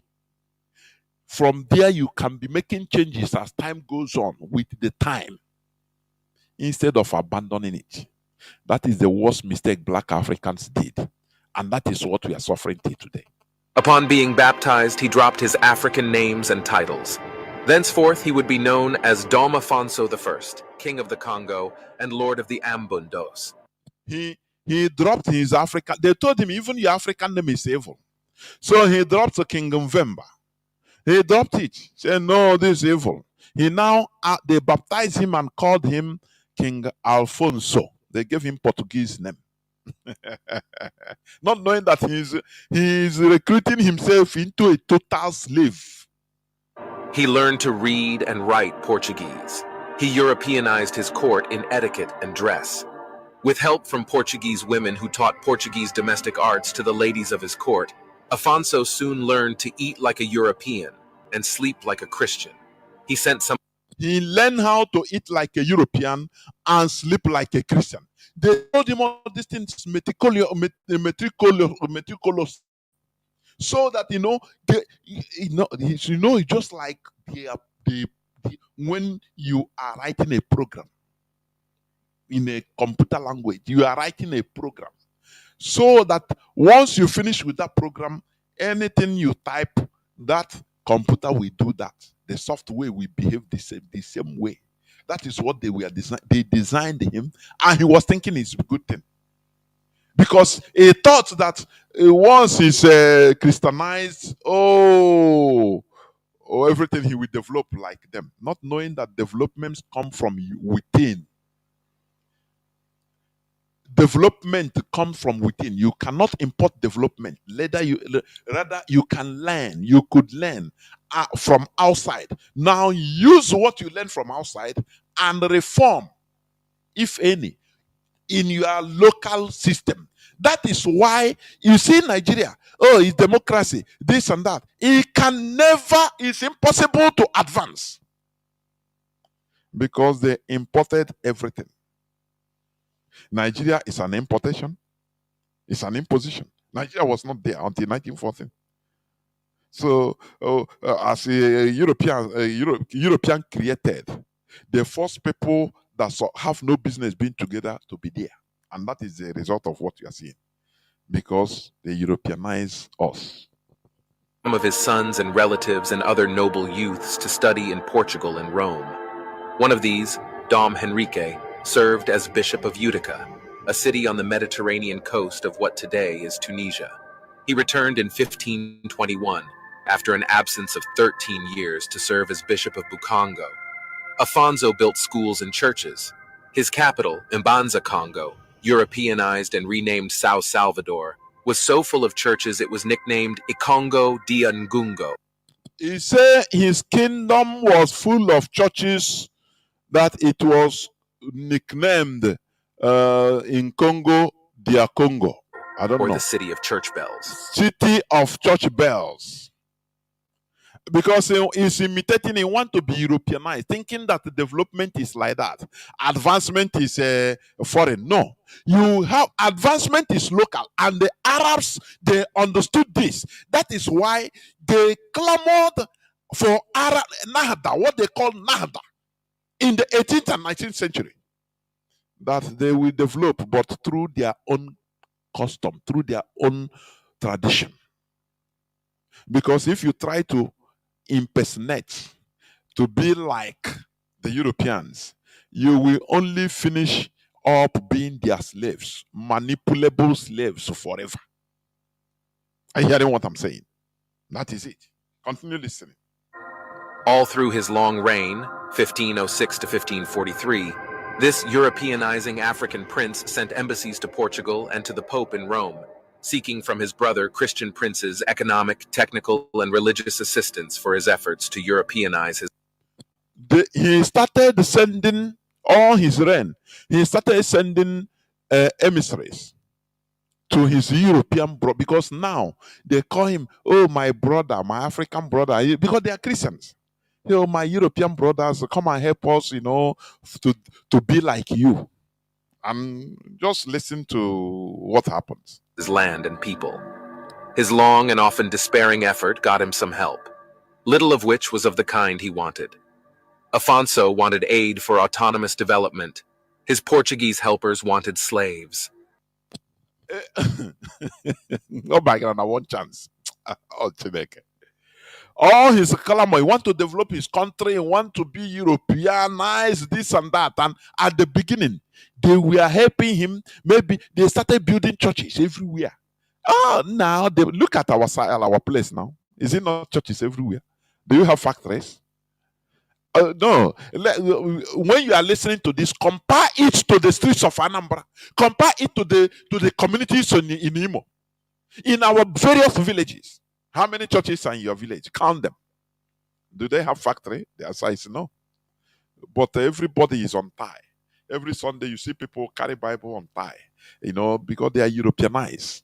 They are Christianized.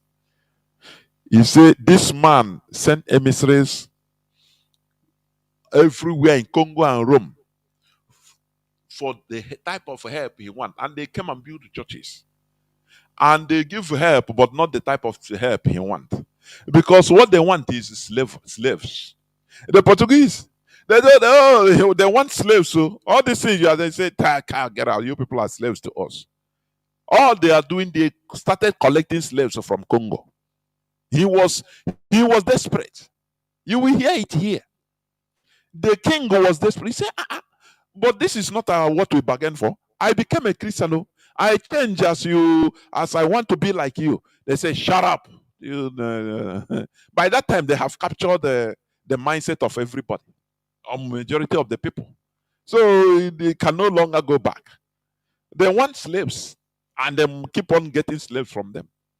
His Christian brothers. Because as long as they have turned them into sheep, now what is Atono for?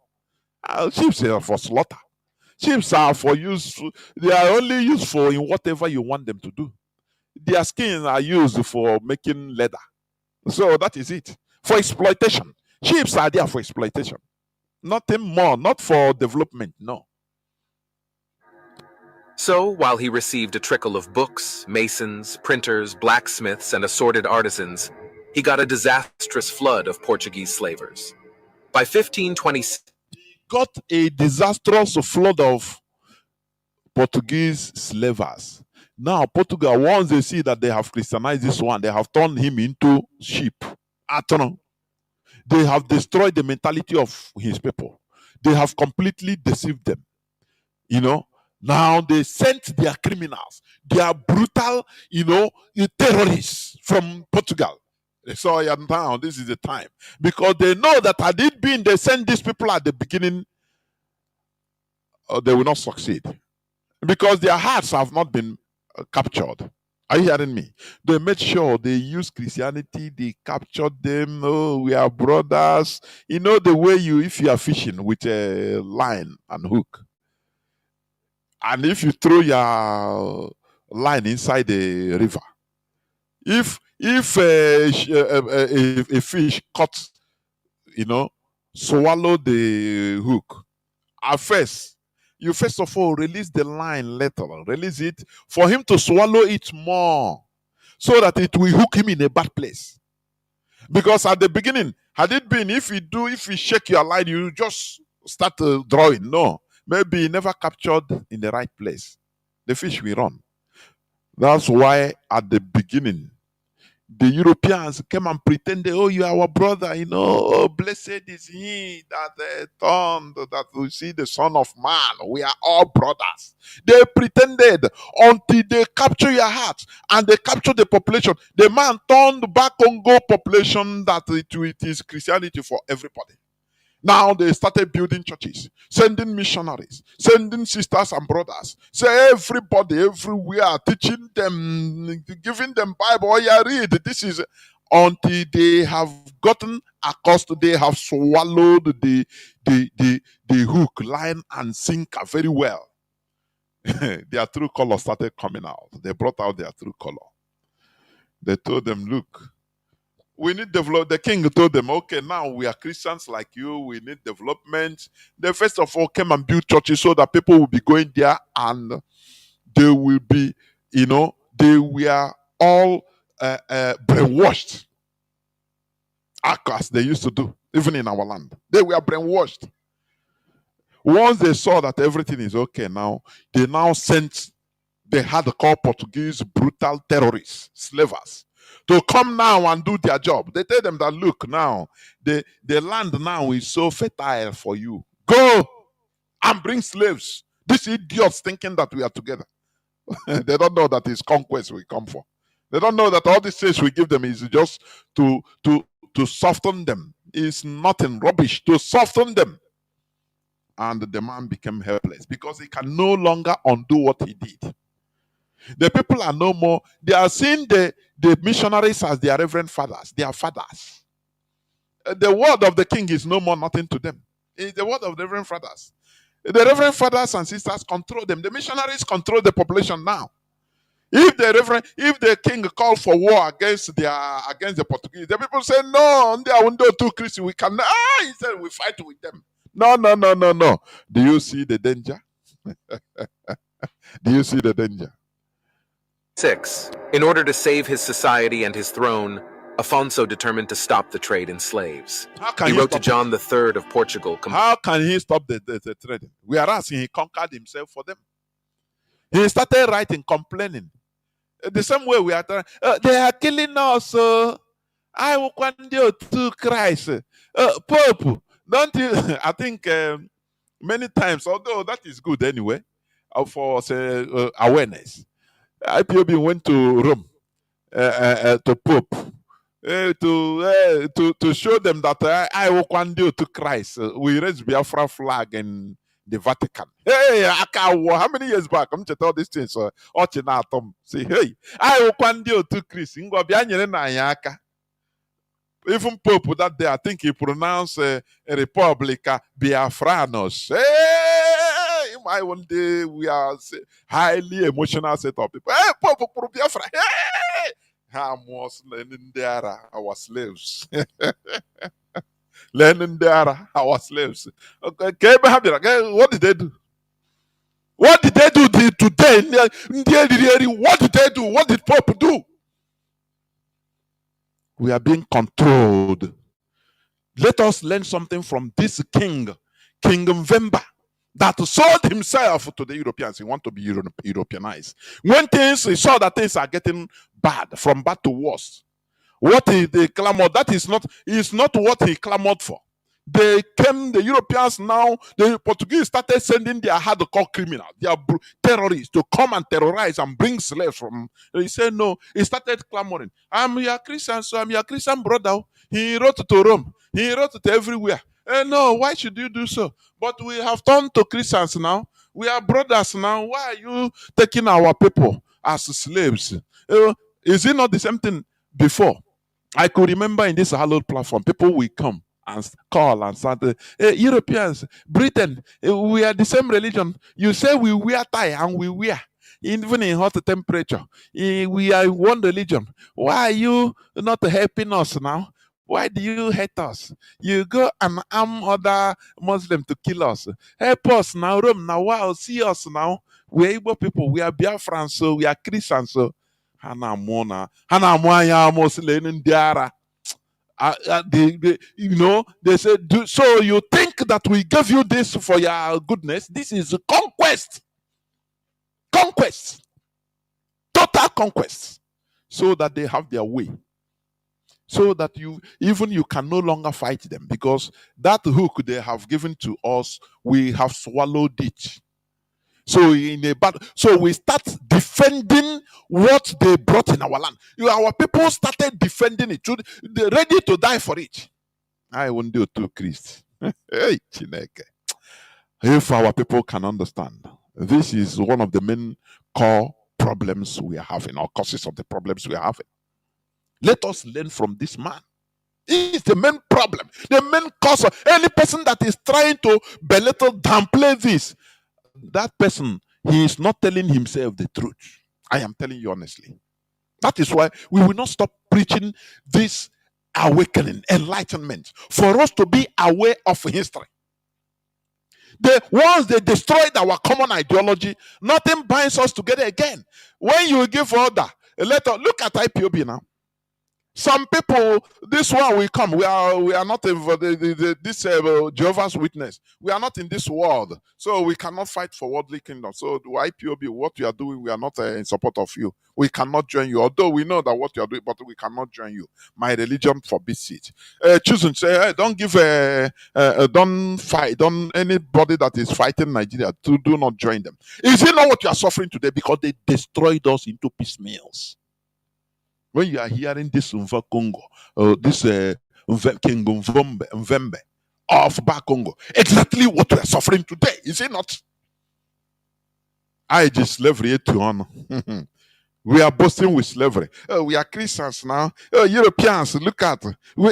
I am happy that these statements have stopped on this radio. I could vividly remember when they call, some people we call, even during our leader, Mazi Nnamdi Kanu's distant programs. We are Christians, sir.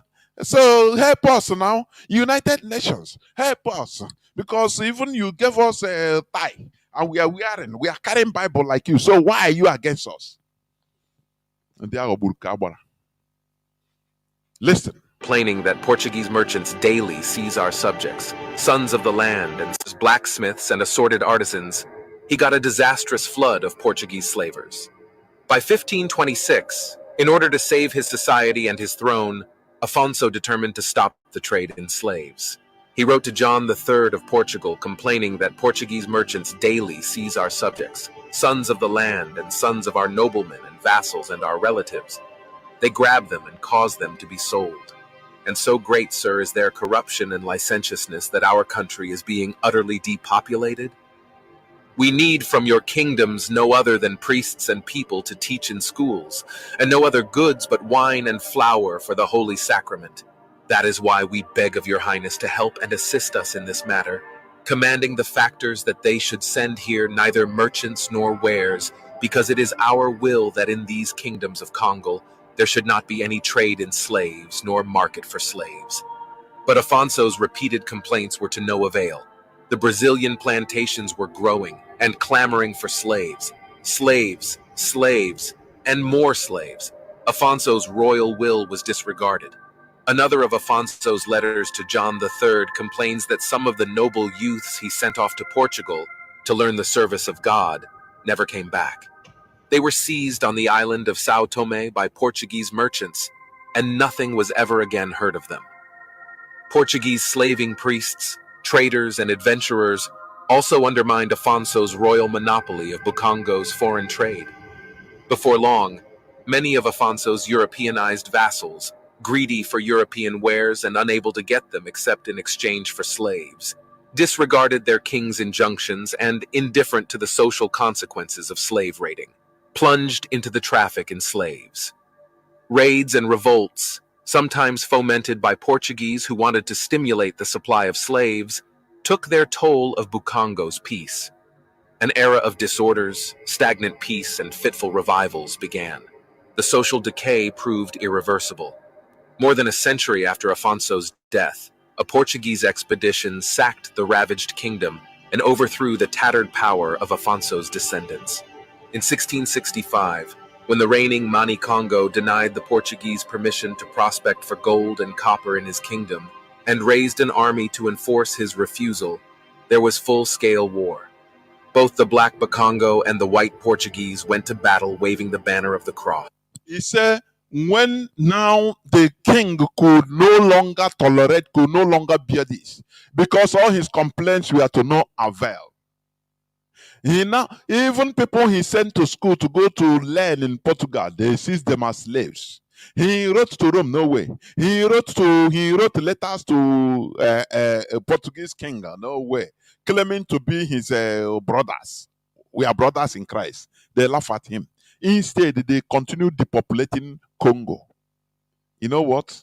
He now declared war. He refused to give the Portuguese prospect of gold mining, gold prospects. You know, it has been a long time they have been exploiting Africa, including Congo. Gold in 15th century. Oh, Chineke. Now, the people, the Congolese, the Portuguese, they say, this one. This man thought that he was like before. Back Congo. He removed his cross and said, oh boy, this one, no more. Let us go to war. Do you know what? Most of the population fought under Portuguese because they were Christians. They fought under the cross. This is a historical fact. That is the danger of being Europeanized, shedding your ideology, your tradition, your common ideology, taking foreign ones, thinking that that is the way. That is it. You end up, having a people with foreign that respects foreign ideology more than your own. Is it not what we are suffering today? If you talk to an average Igbo man, tell him about our ancestors. Yeah, ancestors. This is what the system they brought that they have used in conquering our mentality. When it was outright war, many of the Congolese people, the population, they fought under the Portuguese. Do you see the danger? Is it not the same thing that is going on today? Britain will blow whistle and say they need slaves to come and fight on their behalf. You see people, Nigerians, I know there is no Fulani that will do that will resign from Nigerian military. No Fulani that will join British military. No. All these are the slaves that call themselves, mostly those that call themselves Christians, that we hit to all. These are the people that are registering, calling it now. They will encourage them, say, you see, is a miracle of God. It's a miracle of God. Don't you see the agents of this foreign religion in our land, in the name of pastors, reverend fathers, everywhere, deceiving our people, making people to build more churches than factory in our land? Don't you see that? When you are talking about what happened in 15th century, King November is happening in our Kurukuru, in our presence. It's the same thing. Talk about this religion. You see, the same people that are suffering, we come and start defending them. That's what they did. Our own ideology is bad. Do you see how we are decimated? Do you see? Do you see that? All this Congolese population that this man, their king, was thinking that it is the right way to be Europeanized, Christianized. Though when war came, it was time for war, total war against the Portuguese. Many of those in his Christian population joined the Portuguese to fight against him because they manipulated them and say, Satan have entered into your kingdom, so don't allow Satan. They call him Satan, not knowing that they are fighting to enslave themselves. Just if I'm talking, please compare it to the war of Ottoman Danfodio. In 4 years, later one Fulani man manipulated the whole a big house arrest to fight to kill themselves and surrender to him. Is it not what they are suffering today? Look at Bello, Tuji Bello, the Fulani terrorist. He is now threatening killing house of farmers. Is it not the same thing? Is it not what we are suffering today? You see our people defending even with their life something that enslaved them. Sometimes I will take the last erase. You see, and you change a pump shape with stories, phantom stories and the folk tales that shaped your lives. And you too think it's true. Now you become so that whenever Britain come, had it been, let me ask you, can Britain now go to Japan and tell them, we need Japanese to come and fight for us, to come and register in imperial royal military to fight in Ukraine, in Russia? Can they will even sue British government for that, because it will be regarded as blasphemy against Japanese. But they can do it in our land because is people brainwashed, programmed, people that has been christened to be Atono. So anything you call Atono anywhere you are leading him, he follow you. That is what they are doing today in our land. Collecting our people. Come, we will pay you pounds. So remember, we are one. Oh, we are Christians. We understand ourselves. You speak English, right? Today they know that you speak English. They no more put English as a barrier for you to know that they know what they are doing. It is complete slavery and exploitation the Europeans are doing in our land. If for you to go to Britain, they impose this thing for you. Test of English as a foreign language, or English proficiency test, and you pay. But now, come and let us send you to go and die as many. They annulled that one. I could remember even as a student, you went to even Germany. They have this German institute. They call it Goethe Institute, which you go and start learning German in Nigeria. They exploit us as they want because they have turned us into sheep, and you accept it. You come here and start praying. The Lord is my shepherd. Your Lord, the Europeans, is your shepherd now. I don't want to get the cat now. You are IPOB. We are no longer true. We are no longer sheep. Are you hearing me? We are lions, and lions we should remain. Any person that call you a sheep, insult that person, because we are not sheep. We are people. Look at our Ishiagon. Do you think that our ancestors they made mistake? Our emblem is Agon, leopard, Agon, Ishiagon. This is who we are. But Europeans, they came and subdued us and called us Atona. You accept it. Even you render it as a prayer every day. The Lord is my shepherd. Who is your Lord? As your shepherd? Who is that shepherd? Are you a sheep? We refuse to be sheep. This is what happened to King Vemba and his people, the fall of Kongo. His people, unfortunately, fought on the side of, most of his people fought on the side because they have been brainwashed. Because they call this man Satan. The same way Ottoman Danfodio called the king, Hausa king. He demonized it in the face of the Hausas using Quran. And they fought and killed their king.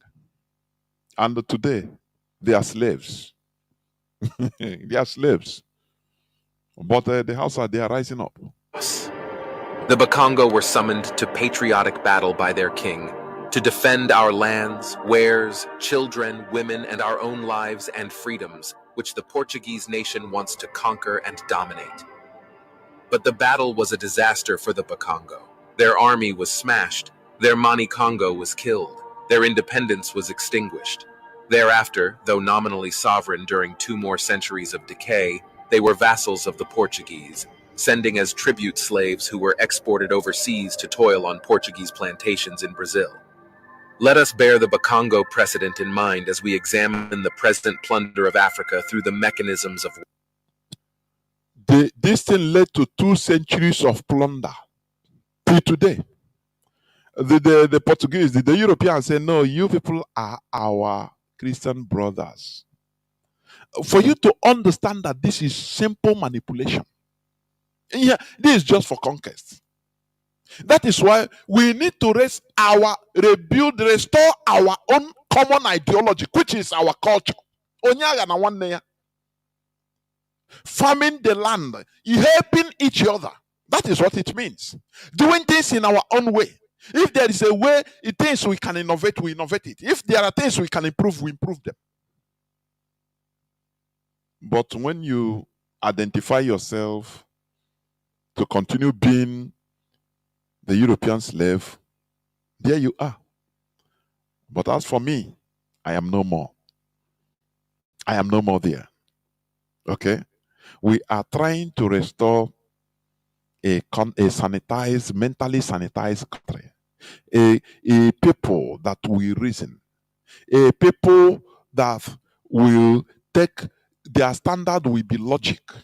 Their standard will be subjecting everything to the altar of reason. Anything that does not balance with reason be discarded, because that is how a country advances. This microphone I'm using today, it is being manufactured through logic, through mathematical logic equation, through the science, through natural order. Are you hearing what I'm saying? It is not about true belief. No. It is not a true superstition, true gullibility. No. Everything, these laptops I'm using, watching me now, all the things I'm using, my voice you are hearing through IPOB community radio is algorithm, is through reason, through logic. None is done through superstition, no, or belief, no. So when a population that reasons, that subjects everything to the altar of reason, is a population that advances. This is where I'm going to stop today. I will continue this ideology teaching because it has many things involved. We must come back to our natural ideology. Restoring of Biafra is restoring our ideology so that we will proceed from there. We have made many mistakes. We have accepted being, subjugated, being brainwashed. We have made mistake of accepting slavery, being happy in slavery, trying to be Europeanized in a wrong way, trying to be be brainwashed, be Europeanized in a way that is not supposed to be. We must be Africanized. We must be Biafranized. Only that we improve and innovate where need be. We must go back to our natural ideology, and that is what we are trying to restore. I will go into a few minutes break so that when I come back, I will open the lines. I will continue this teaching next Saturday. If there is no program that next Saturday, I will continue it. I will go into a few minutes break so that when I come back, I will open the lines so that people will start calling in. Please do not go away. I'll be right back.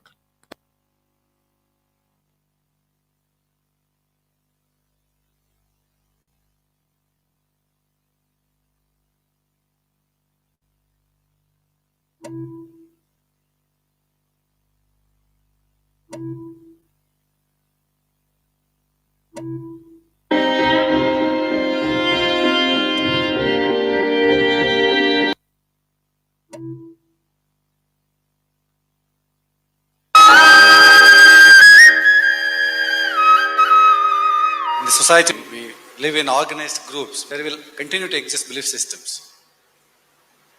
Is that so? That means that will continue to exist conflicts. You're saying they will continue to believe? Is that what you're saying? Yeah, belief system will continue to exist. Are you making a prediction for the future? Not necessarily a prediction. I think if your intelligence functions, if you allow it to function, your intelligence is incapable of believing anything, isn't it so? Yes or no? Yes? Your intelligence wants to know. It is not ready to believe anything actually, but you are forsaking your intelligence because your fear is so dominant.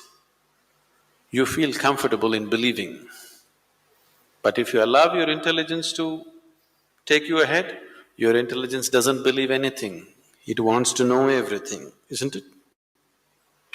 Yes, is that the nature of your intelligence? So if you allow your intelligence to function, then you will see all your beliefs will just fall apart because you know you don't know, isn't it? But it takes a lot of pressure to make you admit it. But actually you know that you don't know, isn't it? Do you know? Yes, then what's the problem? You don't have to admit it to anybody, at least to yourself. Can't you admit, okay, I don't know? If you don't know, do you see you have to use your intelligence? Do you see this? See, suppose, let's say it's pitch dark, you don't know how the ground is. Do you see how alert you'll become? Every step that you take? That's how it is. When you do not know, everything becomes bright. It is just looking. Your intelligence is all hyped up and looking. When you assume, I know, everything settles down and you go on with your stupid life, isn't it? Is it all right if you use your intelligence? Do I have your permission? Is it okay for you to use your intelligence? Or is it against God? It's all right. I'm asking you, is it against God if you employ your intelligence and live your life? If God was against intelligence, He wouldn't have created it, isn't it? If the Creator was against you functioning intelligently, it wouldn't have been given to you, isn't it? So, if you employ your intelligence, you will see your intelligence is not willing to believe anything. It is only the fear in you. Don't you ever believe that it is bhakti. No bhakti, just fear which is making you believe things, isn't it? That's why you made it Bhaya Bhakti. There's no Bhaya and Bhakti together.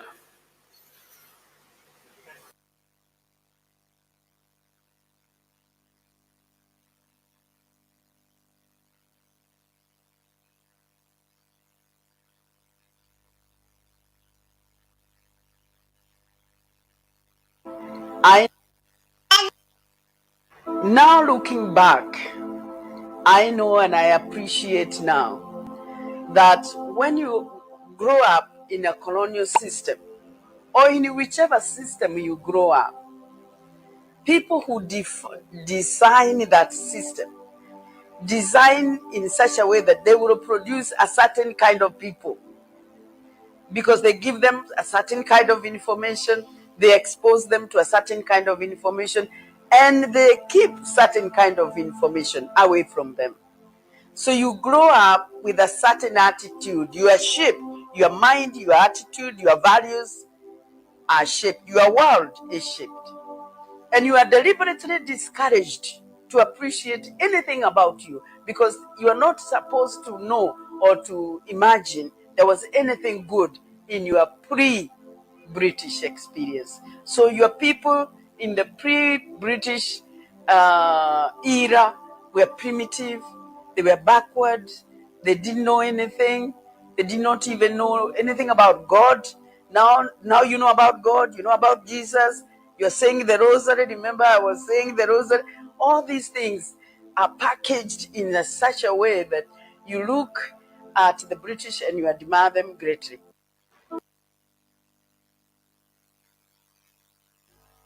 Welcome back. This is Radio Biafra House of Service coming to you through Radio Biafra London. My name remains Mazi Jonathan Chinedu from Alo province of Biafra Land. We are here live and direct. Today is the 7th day of September 2024. Our lines are now opened. Our direct line is +1 213 328 6224. I repeat, +1 213 328 6224. Our WhatsApp and Signal line is +61 405 142 547. I repeat, +61 405 142 547. You can call us and give us your view on the issue treated. Remember, we are here for mutual learning. We are here for mutual learning. You can also call if you have even opposing argument. I don't shy away from debate. Only we must be civil. That's it. That is my only prerequisite. We must be civilized in our debates because we do debate to learn, not to rant. No. Here we subject everything to the altar of reason. That is our priority. Subjecting everything to logic. And logic is mathematical. Are you hearing me? It is mathematical. Reason is scientific. 1 + 1 is 2. There is no two ways about it. So, a country, a nation is built based on logic. That is what makes people productive. For people to reason, to think out, because when reasoning, you think out something, you make use of your brain. That is why we are created, in order to create, to be creative. But once you destroy all these things with gullibility, with a belief, there is no way we can succeed. There is no way we can advance. And that is not what we want. We want to restore a Biafra of logical people. A Biafra where people will question things. A Biafra where people will be creative. And for you to be creative, you must reason in a logical way. I have a caller. I don't know why this my WhatsApp just stripped off. I have a caller on Signal. Caller on Signal. Can you hear me? Welcome to the program. Mazi Akas. Can you hear me? Yes, Mazi, Jonathan. Good evening, my dear brother. There, what? Mazi, I hope I'm coming out loud and clear. You are. Just go on. You are. Okay, thank you. Fellow Biafrans, lovers of freedom. My name is Mazi Akas. I'm calling from Austria, and I serve the indigenous people of Biafra as IPOB Austria National PRO. Mazi, I started from beginning by the special grace of Ezechukwu Kabiama today, listening to your teachings and it making waves. Sometimes when we look at this calamity that I call it today, that the Europeans brought to used to enslave our people, kill our people in random, put chains and in our forefathers' legs or in our grandfathers' leg, in their hands. Some of them decided to drown themselves in the ocean, that instead of this thing to happen to them, they will give up their lives. Mazi, it is horrible that, the truth is that these people, they knew that the only way they can catch this generation is to begin to put this mindset in their brain right from kids. Mazi, do you know that most of us today, that this Radio Biafra have helped to change the way we think? Do you know that most of us, we are captured when we were at the age of 3 years? They took us to block rosary, give us chaplet. We are praying Hail Mary full of grace. From there, they said you have to do confirmation. From confirmation, sorry, the first Holy Communion, baptism. From baptism to first Holy Communion. From first Holy Communion to confirmation. From confirmation to now you become the real adult Christian. Now you can now defend European with with all your mind. This is why today when we are saying this thing, people are ready to even go to war, just as the way the Congos side the Europeans to fight their own people when their king realized that water don't pass Gary. And this is the worst mistake any king or any society can do, to allow the foreigners to come and take over your land. The same thing Ottoman Benfodio did to Hausa people. Today, and a terrorist of Fulani can stand up and tell the whole Hausas that they can't allow them to farm. Even if they farm, they are going to destroy their crops. You see how bold these people has become. They gave them guns and bullets. You can kill at random. We are here. We are going to defend you people. The Western, we are here. You can kill any Africa the way you just massacre them. Aren't we the people that are going to speak? Aren't we the people that are going to say these matters in United Nations? Aren't we the people that are going to allow our media to broadcast it? We will let it like where you take a cold water and pour somebody that even catching fever. These people know what they are doing to Africans. They know what they are doing to our people. But I thank Chukwu Kikabiyama that the type of mindset millions of IPOB have today, there is no how these people are going to win this war. It doesn't matter anybody who decided to play this game or decided to take their offer to play this Afonja game through this idiotic criminal that is telling our people to stay at home for 1 month. And some foolish people who don't know the tricks that the Nigerian government have sat down with the so-called Westerners, that are giving them the mindset that we used to defeat IPOB. But at the end of the day, you cannot defeat what you did not create. IPOB was created. IPOB was created. IPOB was created with the mindset that you cannot defeat us.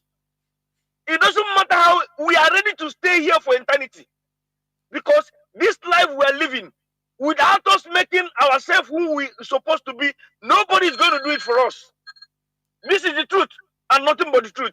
So we cannot allow these people to come every day using this Christianity to be brainwashing our people, letting our people know that it's only Jesus can do what any other person cannot do. It is not possible. If you cannot walk, if you cannot wake up in the morning to go and look for what you're going to eat, Jesus cannot come and give it to you. Anybody telling you that is lying to you, and that person wants you to die of hunger. It is not possible. We must continue to look into the face of these people to tell them what you are saying is wrong. Why is it I'm hungry? And you knew that I'm hungry. I came to you to complain to you that I'm hungry, and at the end of the day, what you did is to tell me to go and make fasting and prayer for another 2 days on top of hunger that God will provide. While you have a tubes of yam and gari rice under your bed, a pastor, instead of give the man food to go home and eat, you give him prayer and fast on top of it and tell him to believe that God is going to provide for him. Is this not wickedness? You exploit people. You allow an old woman to go and use the only fowl, small fowl he has at home that he can even kill and eat to nourish his body. He will take only the fowl that remaining in her house to go and give a pastor somewhere, believing that Jesus will come and replenish the fowl to turn to 1,000. This is brainwash. This is what we are telling these people. You cannot keep on deceiving our people with this westernized criminality they brought in our land. They say they want to using the brain. A hard time our people should know that it doesn't matter what these people do. We thank God for this radio Biafra. That thank God for the even Mazi, our brain.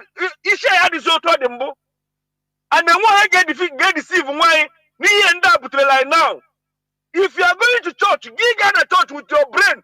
Pastor, you stand up and take your bag and go home. If you are afraid to challenge him and to question him, give brother the Sheba. Don't just take your money and be given to these people. Their children are living fat. Why? Look at your children. You that are giving these people tithe. Go and look at your children, how they look like. But go and look the lives of the children of these pastors and so-called GO. Look at how they are enjoying. From you, idiotic followers. No brain. He's not working.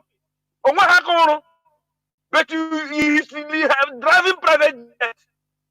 Oh, man of God. Master, we are here. We must continue to do the needful. It doesn't matter what they're using any Berima is doing in our line, killing our people, just to make our people weak or to say this Biafra. Nigeria.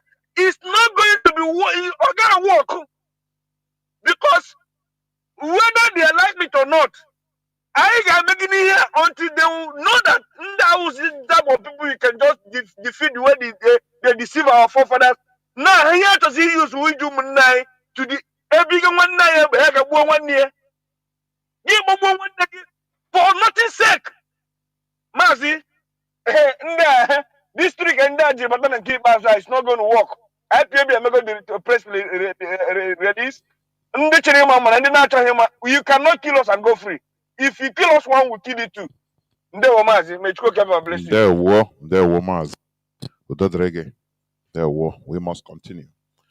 I am now joined by Mazi Ekeroneke, which a reporter. Mazi, can you hear me? Yeah, my name is Jonathan. Good evening from Poland here. I remain a chronic. Of course, I hear from Omaka. Omaka is in all the province of Biafra land. Our leaders still remain one and the Mazi Nnamdi Kanu. We must continue to appreciate him, and we as well appreciating our Lord Uchechu Kuchukaranki. The head of the director remains Mazi. Cheka, it was him, and all his lieutenant that doing wonderfully well. We continue to appreciate them, men and women of all radicals all over the world. I will continue to appreciate all of you. Mazi, my own is continue to expose, especially what is happening in Biafra land and the Imo State in particular. So I've just written an article and I posted it, even you have it in your wall. But I have our reporter in Imo State, the heart land of Biafra. He was present, he saw what happened. Mazi, please, briefly, let us hear what Hope has come up with again from Imo State. There were that precise report. There were. Okay, Mazi, Ndewo no more Chineke all over the world. I appreciate our leader, Mazi Nnamdi Kanu, archangel of our time. I remember Mazi watching graduating from Imo State. Please, there is something that happened this night, this evening precisely, that I want to make everybody to know. The jihadists in Imo State, the Fulani slave in Imo State, called Hope Ozodemba, the murderer that is murdering our people, using our people for slave trade, is here to do commit another genocide again. Mazi, do you know that some of these guys that he recruited in the rural areas, in the 27 local governments in Imo State, was to just push them to British Army for transaction? We got the information from our intel. I went there by myself to checkmate it so that I will see it what is happening.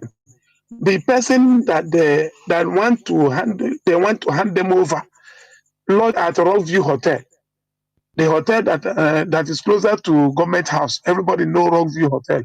That is where this person lodged. And the what he is here to do is to those people that they recruited, the governor want to hand them over to them so that they will take them, so that they will become maybe the army that they are looking for. They say, no problem, that we are going to give you as many men you want. from Imo State.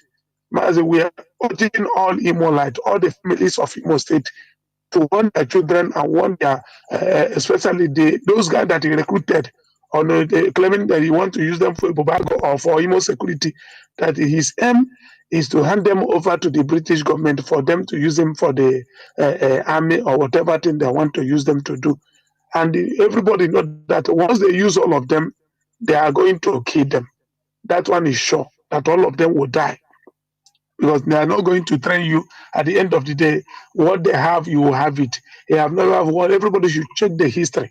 Their aim is to recruit them, achieve what they want to achieve, and slaughter all of them. So this is the concrete thing tell right now in Imo State. Everybody should take note. The Omas. Yeah, Mazi, thank you. This is what we wanted to report. It's very real. Very 101% verified. Of course, it trusts us. No, Mazi, we have to leave it here. Let our people continue to call and react. I remain chronic, and they will thank you. There were. That is the same slave trading mentality. The same thing. Our people never change. Selling your brother for your political, for your wealth, political selfish interest. They collect, maybe this is the. Have you forgotten that most of them promise youths, Imo youths, of 4,000, visa to Canada and the UK? This is it. And the gullible people, they will rush. A people that has no mind of themselves, that does not think of tomorrow. What they think is what they are going to get now. They become blind because they have been brainwashed. The people that facilitated the slave trading in our land, they were rich during that time, during 15th, 16th, 17th century. They were rich in our land, being protected by British army, British soldiers. But where are their riches today? Where are they today? They are gone. And they are, their great grandchildren are now crying when they learn that their great grandma, their ancestor, was a slave dealer. You see, that is it. History is repeating itself. That's why we must make haste while the sun shines. Stop being brainwashed. Refuse being brainwashed. Let us work with common sense. Let us work with, logic. Subject everything to the altar of reason. And you will see that you'll be a changed person. I am very sorry for my WhatsApp. It's just now I'm noticing that my WhatsApp just went off because of lack of charge. I am telling you honestly, this never happened before. I did not know that I didn't put it on charge. And if it's loaded, so it's consuming, going down the battery. All the time, every day, it is always on charge. But you can call on Signal and direct line for now because I'm charging it on 4%. Caller on Signal. Can you hear me, Maz? Welcome to the program. Yes, Mazi Jonathan, good evening, sir. There, we'll do direct. Please don't mind where I am. My name is Mazi Fine. Mazi Fine, calling from his location. Mazi Jonathan, you see, in fact, I've started, having a kind of pity to our people because most of our people are missing this good message and good gospel. Most of our people are missing it. Simply because not every one of us can afford smartphone because of affording data. Why we are having privilege to listen and also observe and also start thinking the round and the positive to continue preaching and telling our people that the religion which they brought to us by Portuguese is a scam. But nevertheless, I know that God will strengthen our HODs to also make our radio station available to every corner of Biafran land. Chugo Kabian will bless them. We continue strengthening them. Mazi, what we are saying this night concerning your program, it is a truth. And that's how they deceive our people. That's how they make our people to reject themselves. That's how they make our people to start fighting each other. Because we always say that religion is a scam. Whenever I told people that religion is a scam, they will start calling me Antichrist. They call me all sorts of names. I told them that I'm not Antichrist. That before the white men, Portuguese, come to our land, our forefathers have been worshipping Chukwu Kabiama. And they live long more than us. Also, they are in good health. They are nothing like it, all this trash, all this nonsense that we are seeing this time around. People killing their mother and their father for ritual. It's a religion that brought all those things to us. Before all those things, he cannot find it in this Biafran land. He cannot find it. Someone killing his mother or her father or his father for ritual. We never practicing or noticing that in our forefathers. In other words, when you commit any crime or evil, the land will vomit you. Before you go down, you will start confessing. Mazi, in fact, yeah, our people are missing a lot. But I pray, Mazi, very soon, this good gospel that I'm hearing, and the other people that with the smartphone in Biafra land are hearing, very soon, I know that everybody will be also hearing it as well. Mazi, continue your researching. We are behind you, Mazi. May God bless you. Thank you, Mazi. Good night from here. I'm a born again by this radio Biafra. That is the pure and that is the pure truth. Reality we are facing. Good night from here, Mazi. Thank you. Thank you. We must continue. Caller on direct line. Can you hear me? Caller on direct line.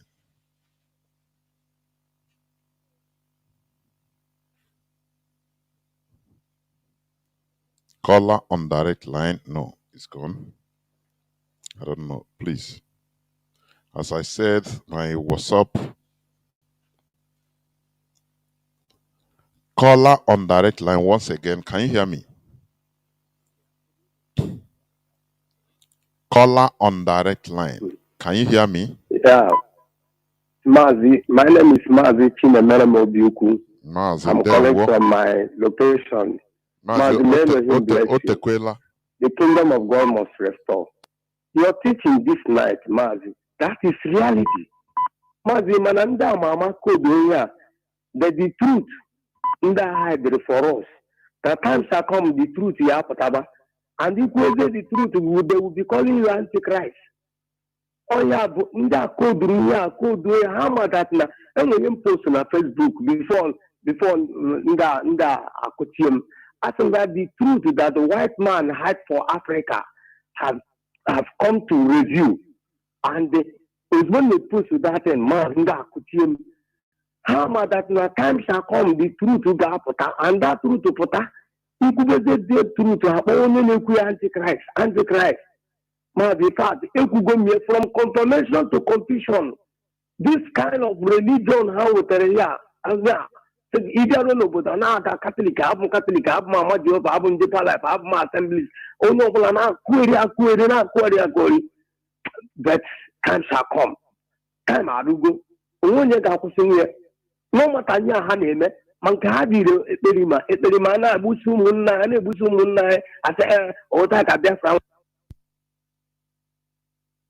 na Biafra ga siwa ga ka na dakwa oburu eziokwu ifa ndị egorego ndị ọrụ egorego ka ha blackmail IPOP mana ha fọsigo nke a pepo nke a ike ga-agwụ na ya. And another thing Mazi ha na-akpakọta na-edekọta afa young boys na a ga-erekrut ya na British Army. Anyị na-eti mkpu ihe a onye ọbụla na-anụ olu m nke ntị inwawa by any recruitment the government in the army in go all your generation have gone. Elohim bless you. God bless you, sir. There we go. Let me say something. If you are in this gospel and you are being called names, why must it worry you? Anything they want, let them call you. Why must you be worried about what they call you? They say you are this, you are that, you are antichrist. You are, why you? Does it remove anything from you? Don't be worried, please. Don't be worried. We must continue. This issue, do you see another slave trading that is going on in our land?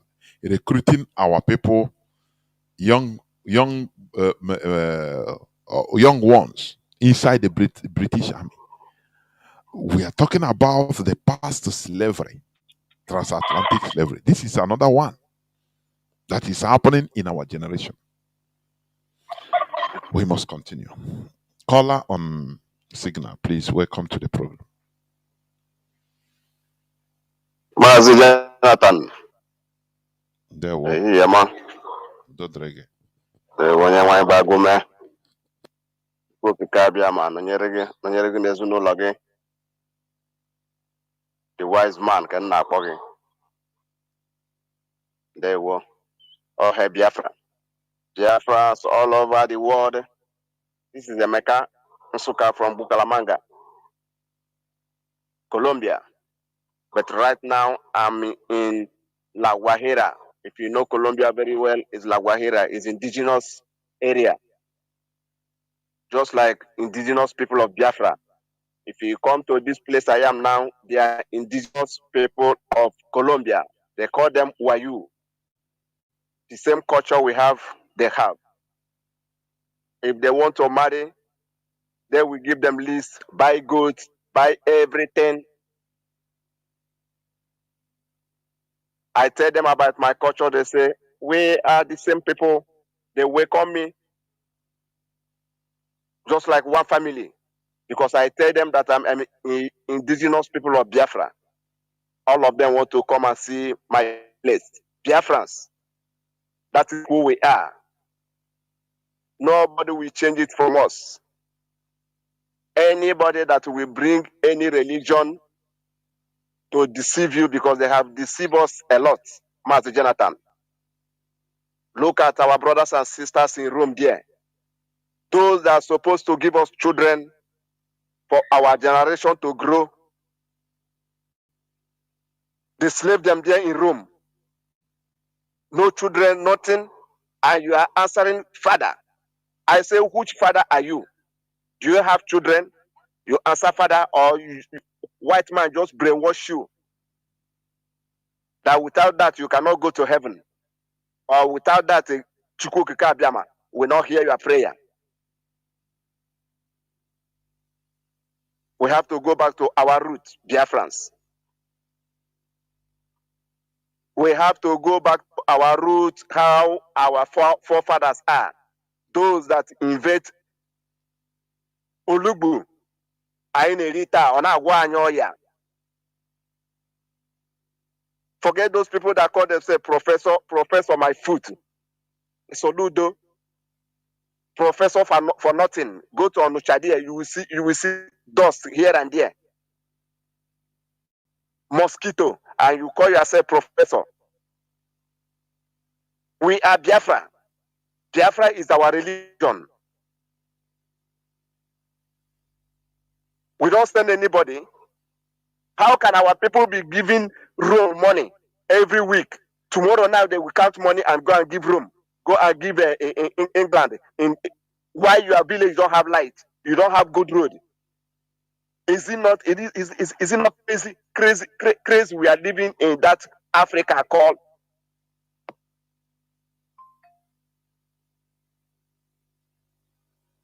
Mazi, I don't know what happened. You just went off unceremoniously. But we must continue. My WhatsApp line, the phone went off, is charging. Let me see whether I can on. But we must say no to this recruitment. This is another slavery, another transatlantic slavery. Why they created? Why? Okay, they can easily recruit people to come and go and do their dirty job. Do you see the reason why they created Nigeria? For very cheap natural resources, both to human being is part of natural. Do you see the reason why they created it? So that they continue inflicting that place with economic woes, with policies that brings economic woes, so that you can do anything for money just for you to feed. So that when they call you, come and recruit and go and fight for us, go and die for us, you will do. You do it because you have no other option. Do you see why we must destroy that place called Nigeria? Do you think that if Biafra is restored, Britain have the audacity to come and tell us to recruit, our young people to go and fight their dirty war? Do you think they can have the audacity to do that? The answer is no. But Nigeria is their business center. That's why. So you have no option. They inflict Nigeria with. Look at how things are. They impose political elites on everybody. They impose Tinubu. They are using Fulani terrorists, Boko Haram, in order to create artificial hunger, to kill farmers, to destroy our farmlands everywhere in that Nigeria. So that you will be left with no option than to you'll be begging Bill Gates to bring that you are GMO food, bring it. We will eat, even if to eat and die, we'll eat it. Do you see why they create Nigeria? You see that? These are the reasons why Nigeria is created. To be able to get easy access, exploitation of natural resources, including human beings. Are you hearing me? So that's it. Let me take this a call. These will be the last callers. Caller on, let me see, on WhatsApp. I just on my WhatsApp, please. Caller on WhatsApp.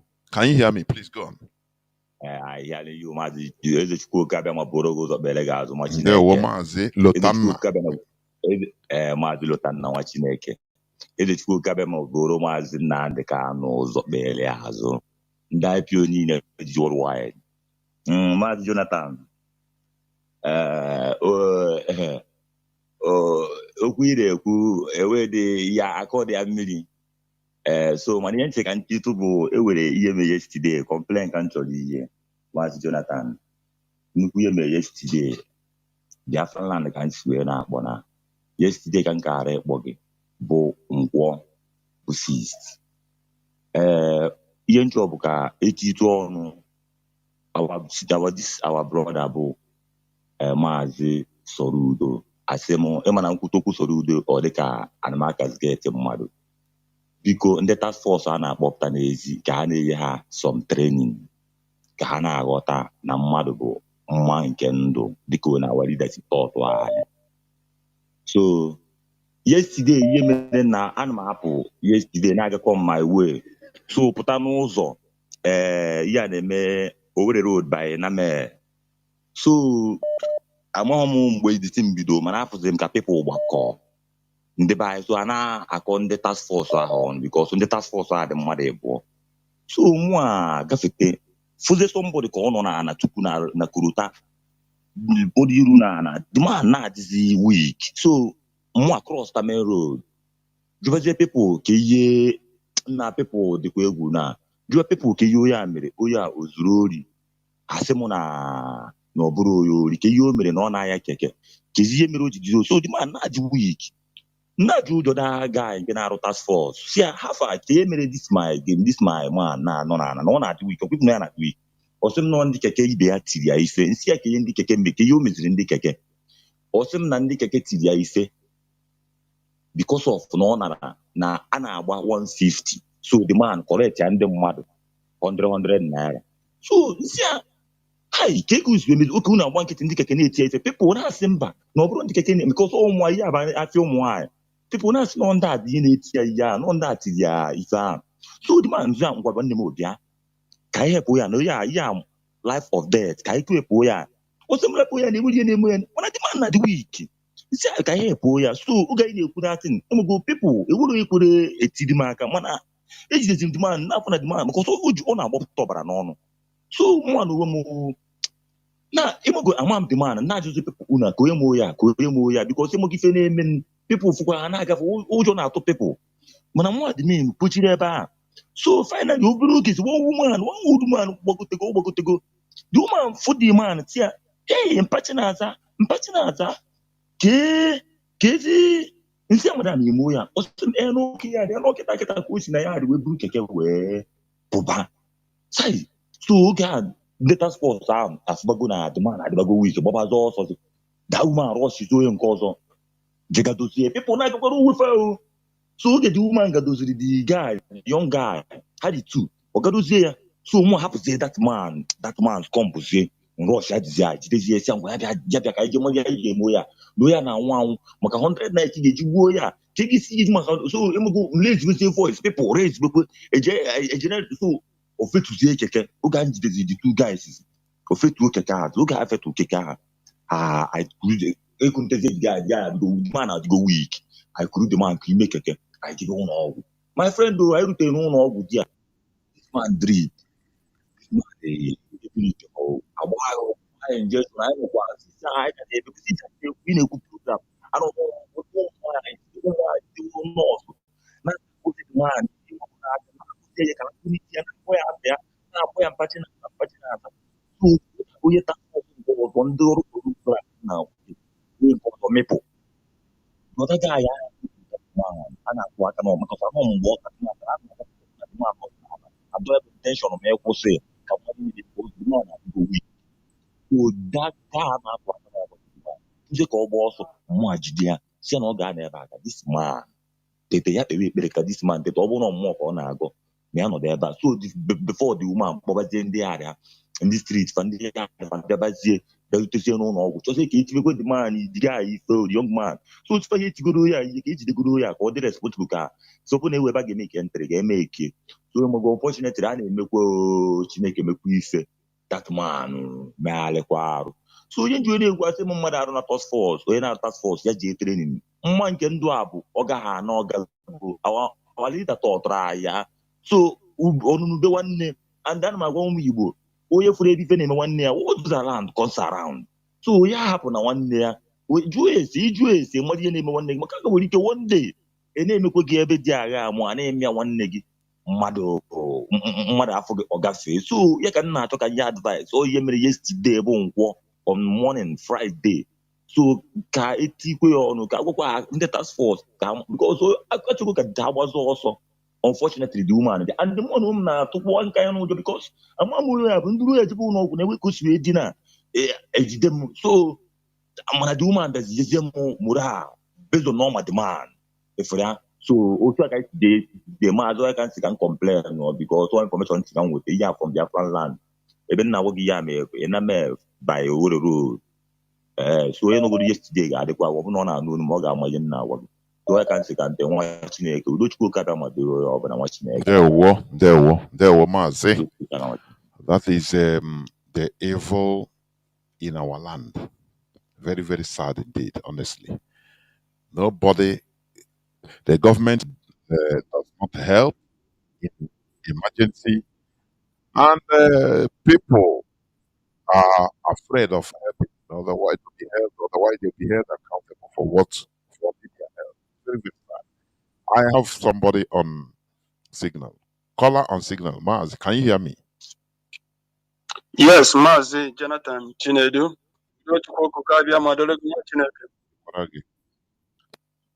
Great Biafrans. Udo chukwu kukabia madurundi homana demma.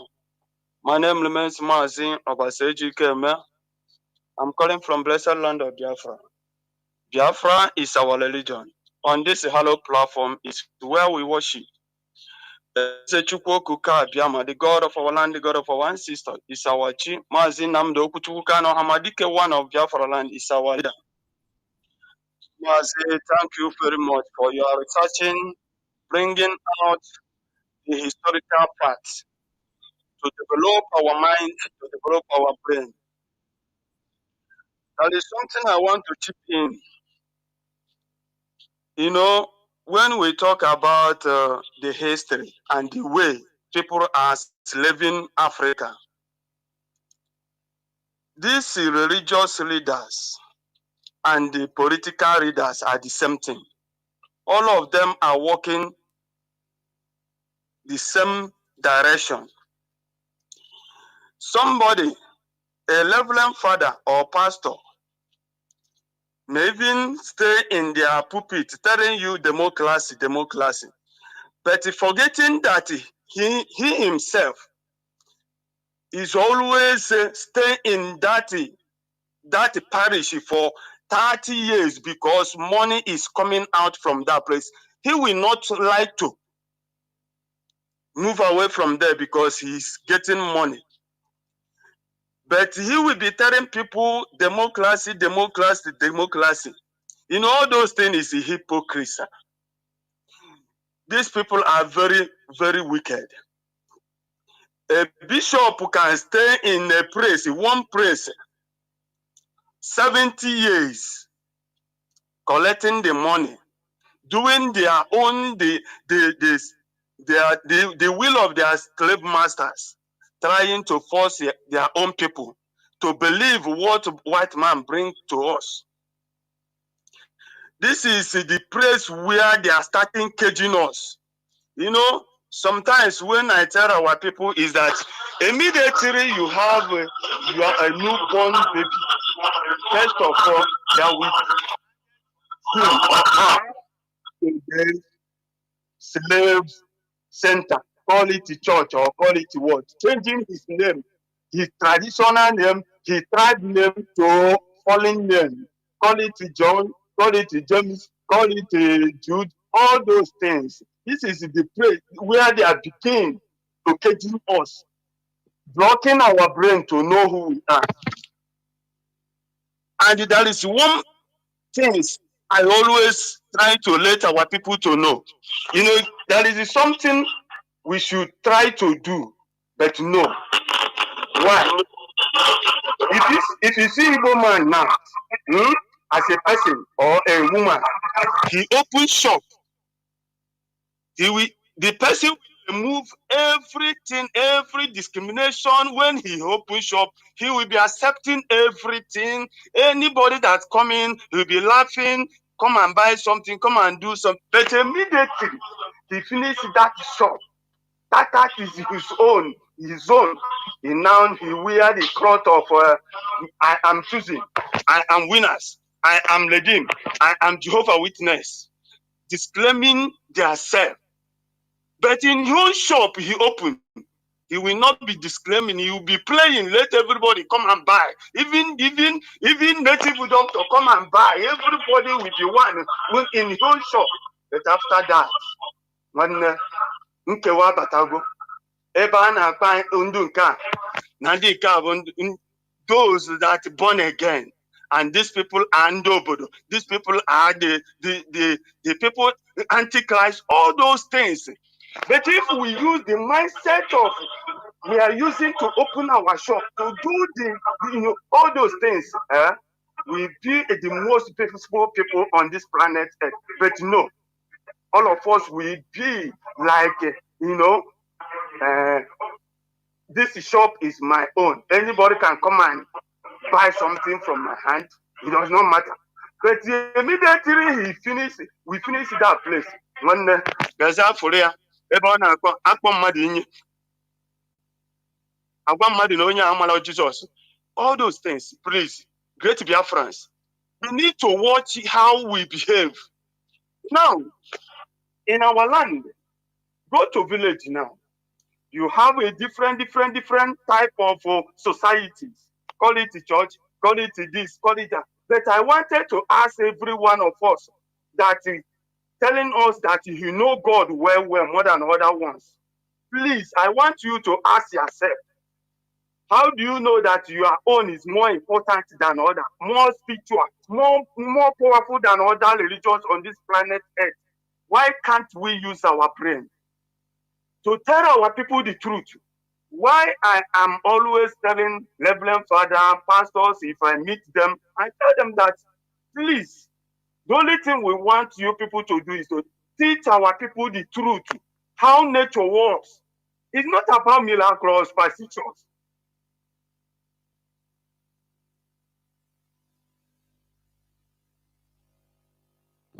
Mazi, are you still there? These speakers that we are using, 10 million bought from that is China manufacture it. And you know, when these things spoil, you look for the people who know how to fix it. And the person will fix it because he learned that thing. He trained, he learned it from somebody. It's not about spirit. Why can't our people telling our own people the truth, how nature works? No, look at the hunger everywhere because we believe that spirit will develop our land.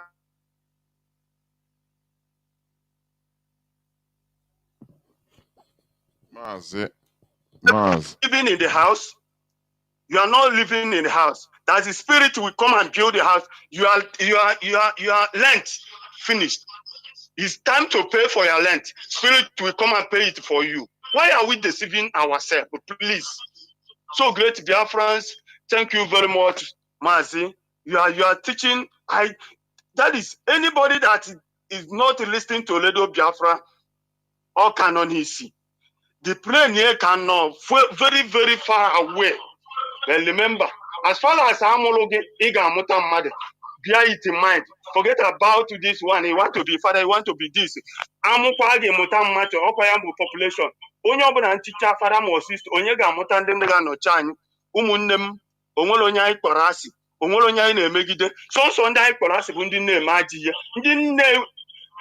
Ndị nna aghọrọ anyị aghụghọ. Nna aghọrọ anyị aghụghọ. Afọsa anyị ka I believe ya abụrụ in our nature. Support ESN, stay together with our leadership and listen to Radio Biafra and do the needful. Balaji hoso umu Chineke. Kulunezo kumunem uroderonu. Ndewo nwa Chineke. Udodrege, we must continue. We must continue. Caller on WhatsApp, let me see. Caller on WhatsApp, can you hear me? Mazi Obasi, if I'm not mistaken. Can you hear me?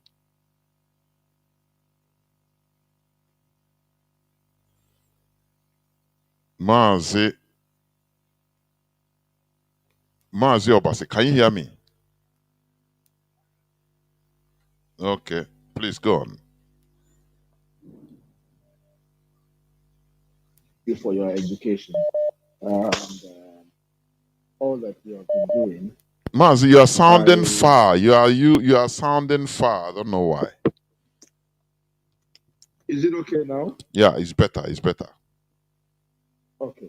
Thank you very much, Mazi Jonathan, sorry, for all that you have been doing to enlighten us. Enlightenment is one of the most important foundations for a true freedom of any civilization. Without enlightenment, the freedom that we get may end up being worse even than the slavery that we currently suffer from. And that is why it is important that when things happen step by step, it gives us the best of results that we can ever hope for. And everybody who understands this would deeply appreciate the work that you are doing and the work that Radio Biafra is doing in the life of our people. In my contribution towards the topic you have discussed today, especially the core topic, which is the religion, I really, this may sound like a sarcasm. It is a sarcasm in one way, it's also the reality in the other side. I really don't blame the Europeans and their cohorts for the introduction of various kind of religions amongst our people, and I will focus mostly on Christianity because Islam is not really a major issue as far as Biafra is concerned. Best of my knowledge, I will say that the Europeans actually, that's the sarcasm, the Europeans actually never lied to us. They came to us and they told us through their own documents called the Bible that this is the God of Abraham, the God of Isaac, the God of Jacob. They told us in plain language that this God is the God of Israel. They didn't lie about that. They didn't tell us it was a God of Okonkwo, the God of Okoye. They didn't tell us that this is a God of Ofebu. They were very clear whose God that is. They did not tell us this is the God of Kanu or the God of Amatara or the God of Olu. They were very plain. They told us it was the God of Israel. But we seem to be suffering from the same problem even today that led us to accept what they gave us hook, line, and sinker even many decades ago. And what is that problem? Our insatiable appetite for foreign things. We seem to have this deep appetite for things that are not our own. It reflects in our dressing, it reflects in our food, it reflects in our lifestyle, it reflects in even our language, it reflects in our marriage, it reflects in our family setting. Today, it is almost a taboo to raise your own child speaking Igbo language. We see it as a sign of utmost civilization when we raise our children and they are able to speak the slave language better than our own language. Some are struggling to teach their children because of the location they found themselves. I understand.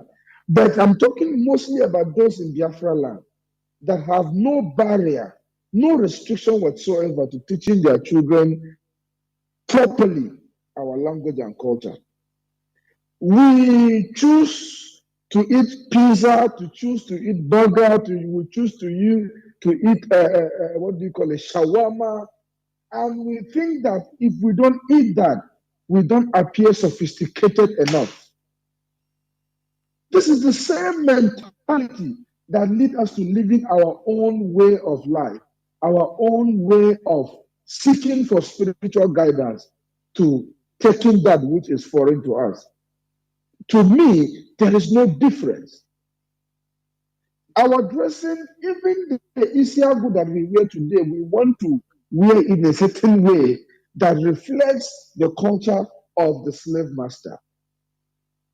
So I don't blame the Europeans, if you ask me, because they were very honest with us as far as whose God it was, and as far as whose country or location does that God belong.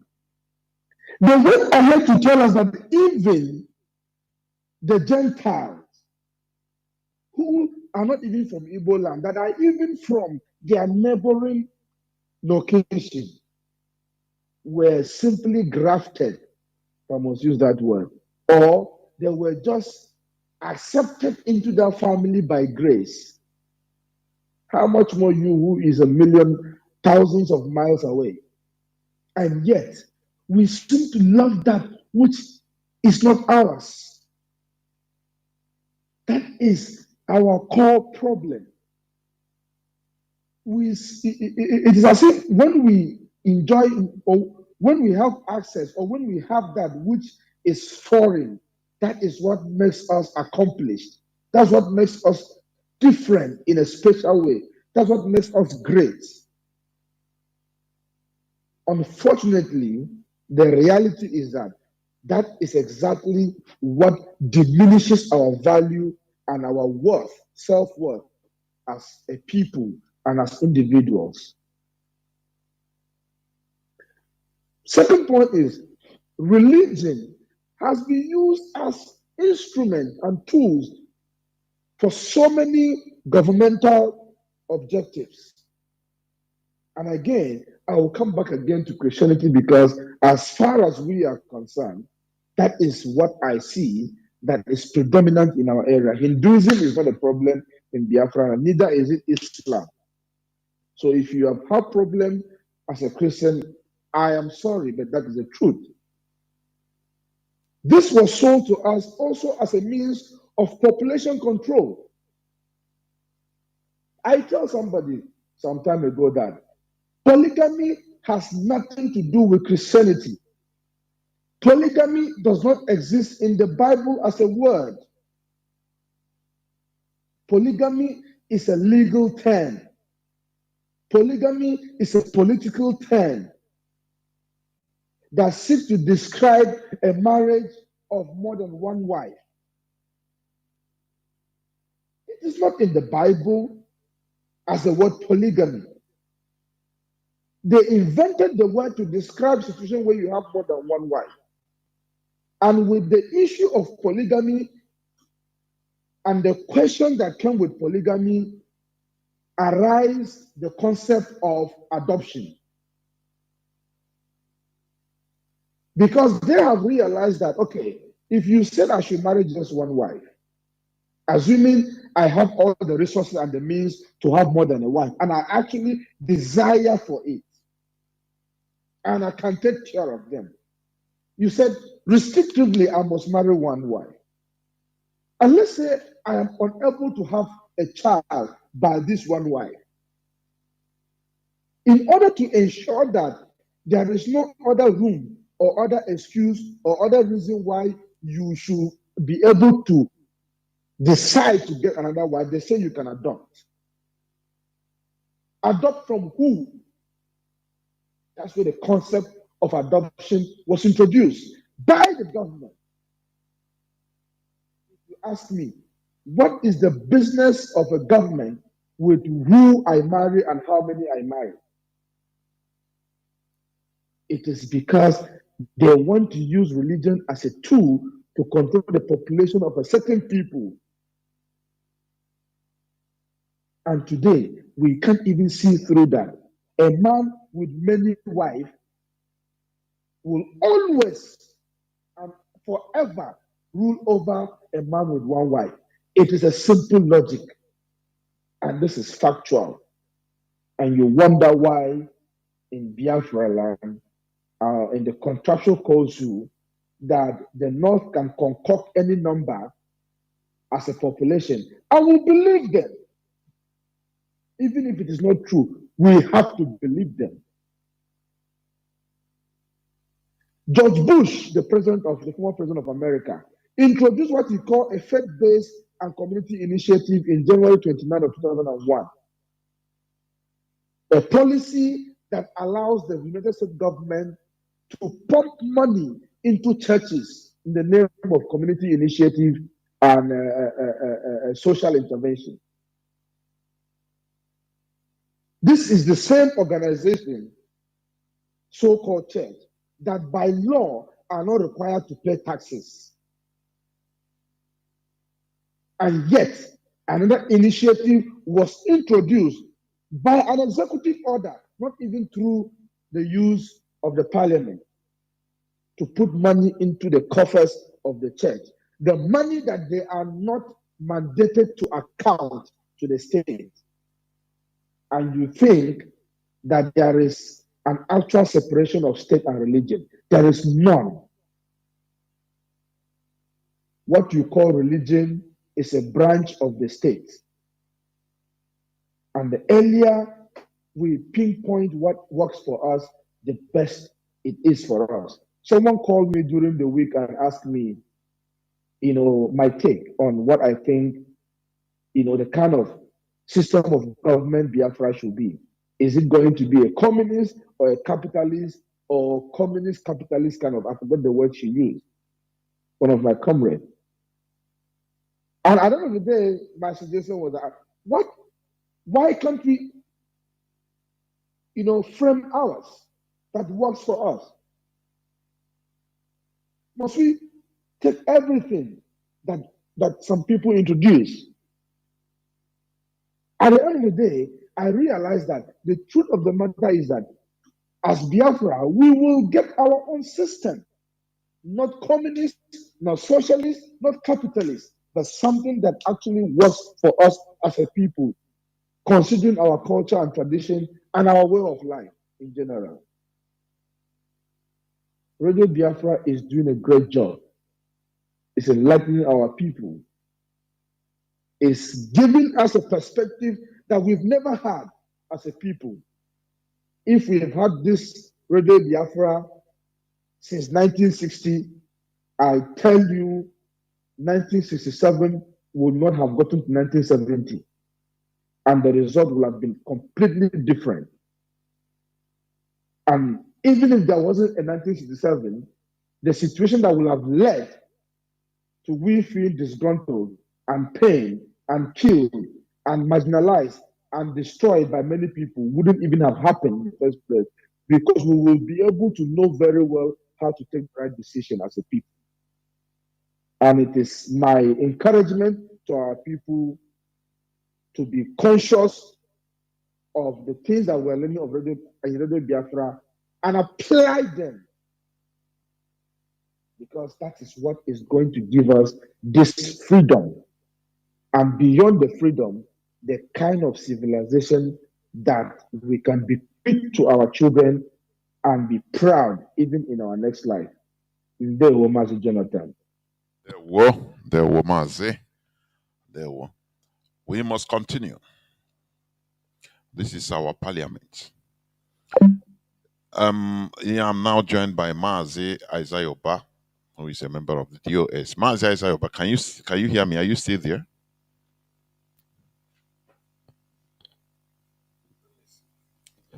Mazi Isayoba, can you hear me?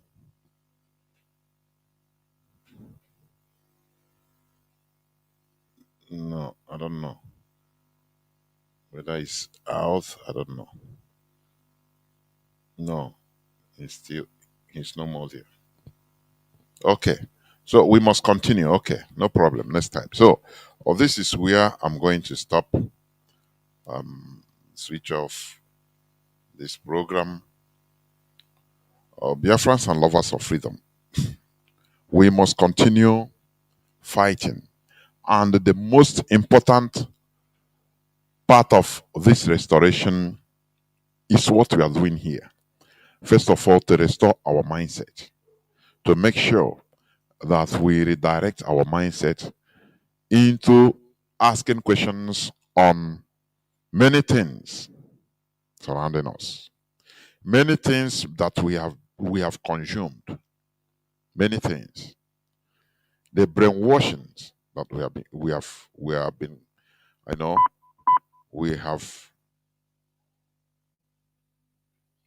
have consumed, because without it, I bet you we cannot restore a sane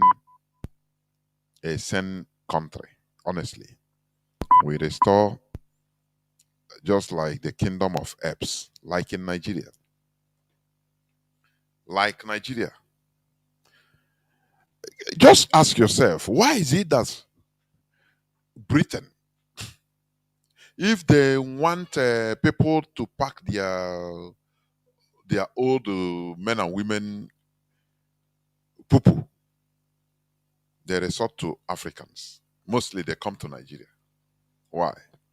Because Nigeria is their business place. It is high time we we put dignity first before money. And the worst part of it, as they are doing this, this recruitment, you see, our so-called clergy, our clergymen and women, pastors, that the Jews, they will not condemn it. Instead, they will promote it. After all, for a long time, they have been telling us that it is miracle. It is God answered the prayer for us to get visa to run away. Whereas so Nehemiah, and they they promote it that it is miracle. But it is not miracle for a British to come down to our land, to Owerri, to serve in a hotel, serve as a waiter or waitress in a hotel in Owerri. No, that God they are serving, he doesn't answer that kind of prayer. But it's the other way around. Can't we stop messing ourselves up in face of the world? For how long should we? This is our own time of awakening. It happened in Europe in their own time, and it led to revolution, that led to industrial revolution, that led to their advancement and development today. It happened to the Arabs, the awakening, the Arab awakening. They call Nahda and enlightenment. It led to revolutions that led to their development till today. Why should we be left out? Why?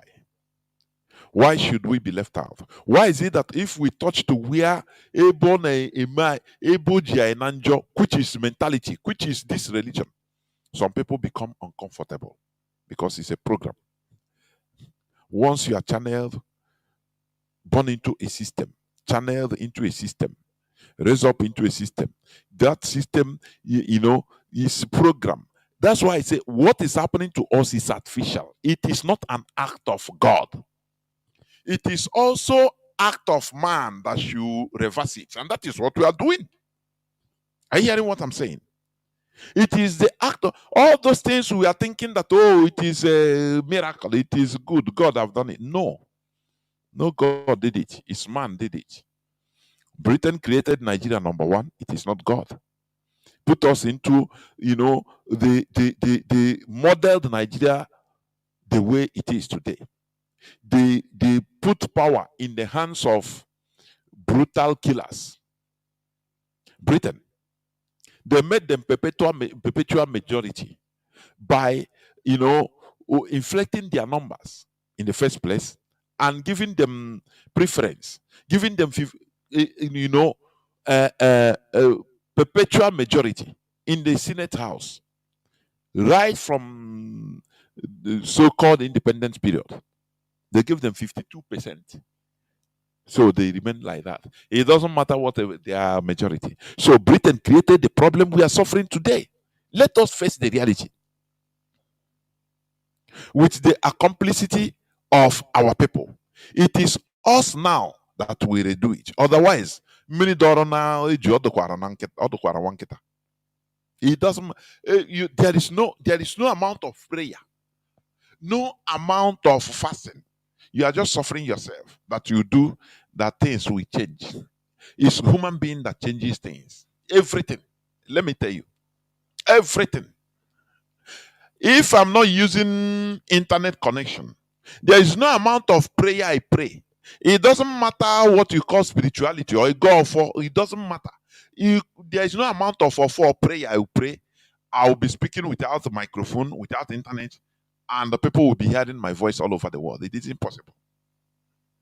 That is why a pastor that is selling to you miracle, but he's using a microphone first place in order to facilitate his speech, for you to hear his speech, even in the immediate space of the church. He used microphone.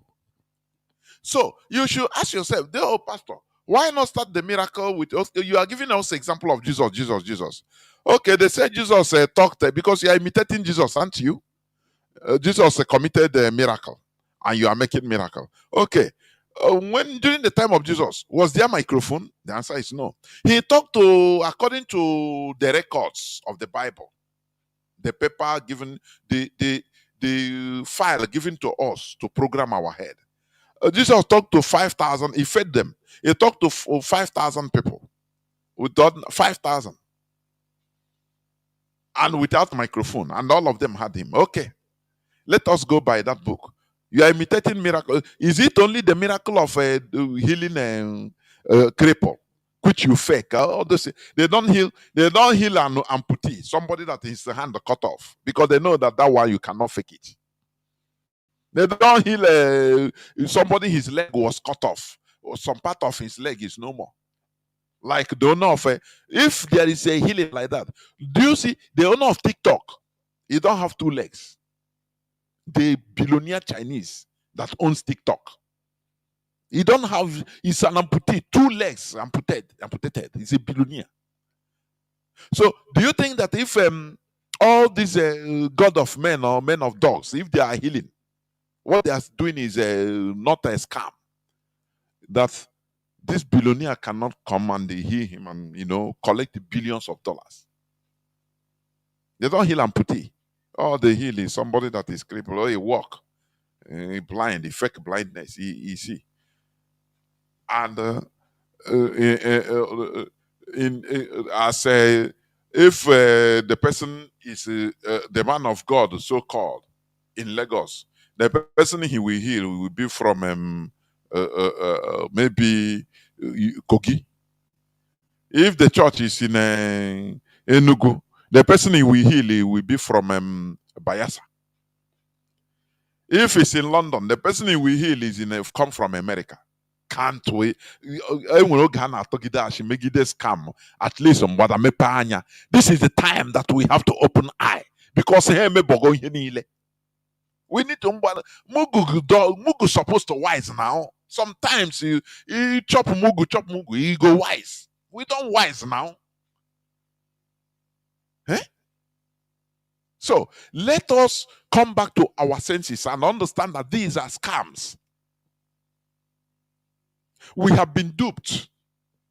The Europeans, they have supplanted our tradition, our natural tradition. They supplanted it and replaced it with their own, making us, not only that, they made us to demonize our own. That is the worst part of it. That is why whenever I'm talking, somebody say, believe what you believe. I have freedom of worship. Oh, which means our ancestors didn't have freedom of worship. Why did Europeans come all the way from far and they come and impose their own? If you don't accept their own, they systematically kill you. They brutalize and kill you. Why is it so? That time there was nothing like believe what you believe and believe what I believe. Is there? They put a sword in our umbilical cord and things fell apart. Our ideology that joined us together was severed. It was cut off into pieces. And I name is Kanu. No ideology. Anybody can do anything you want. Nothing works, nothing. We are released like a wild beast, roaming around like wild beasts. Look at our people. Every country in jail. Go to jails of most every country in this world, you will find Igbo man. And another worst part is that religion made it, for us to be boasting out of it. That anywhere you go, if you know see Igbo man, they made us to be boasting in slavery, stupidity.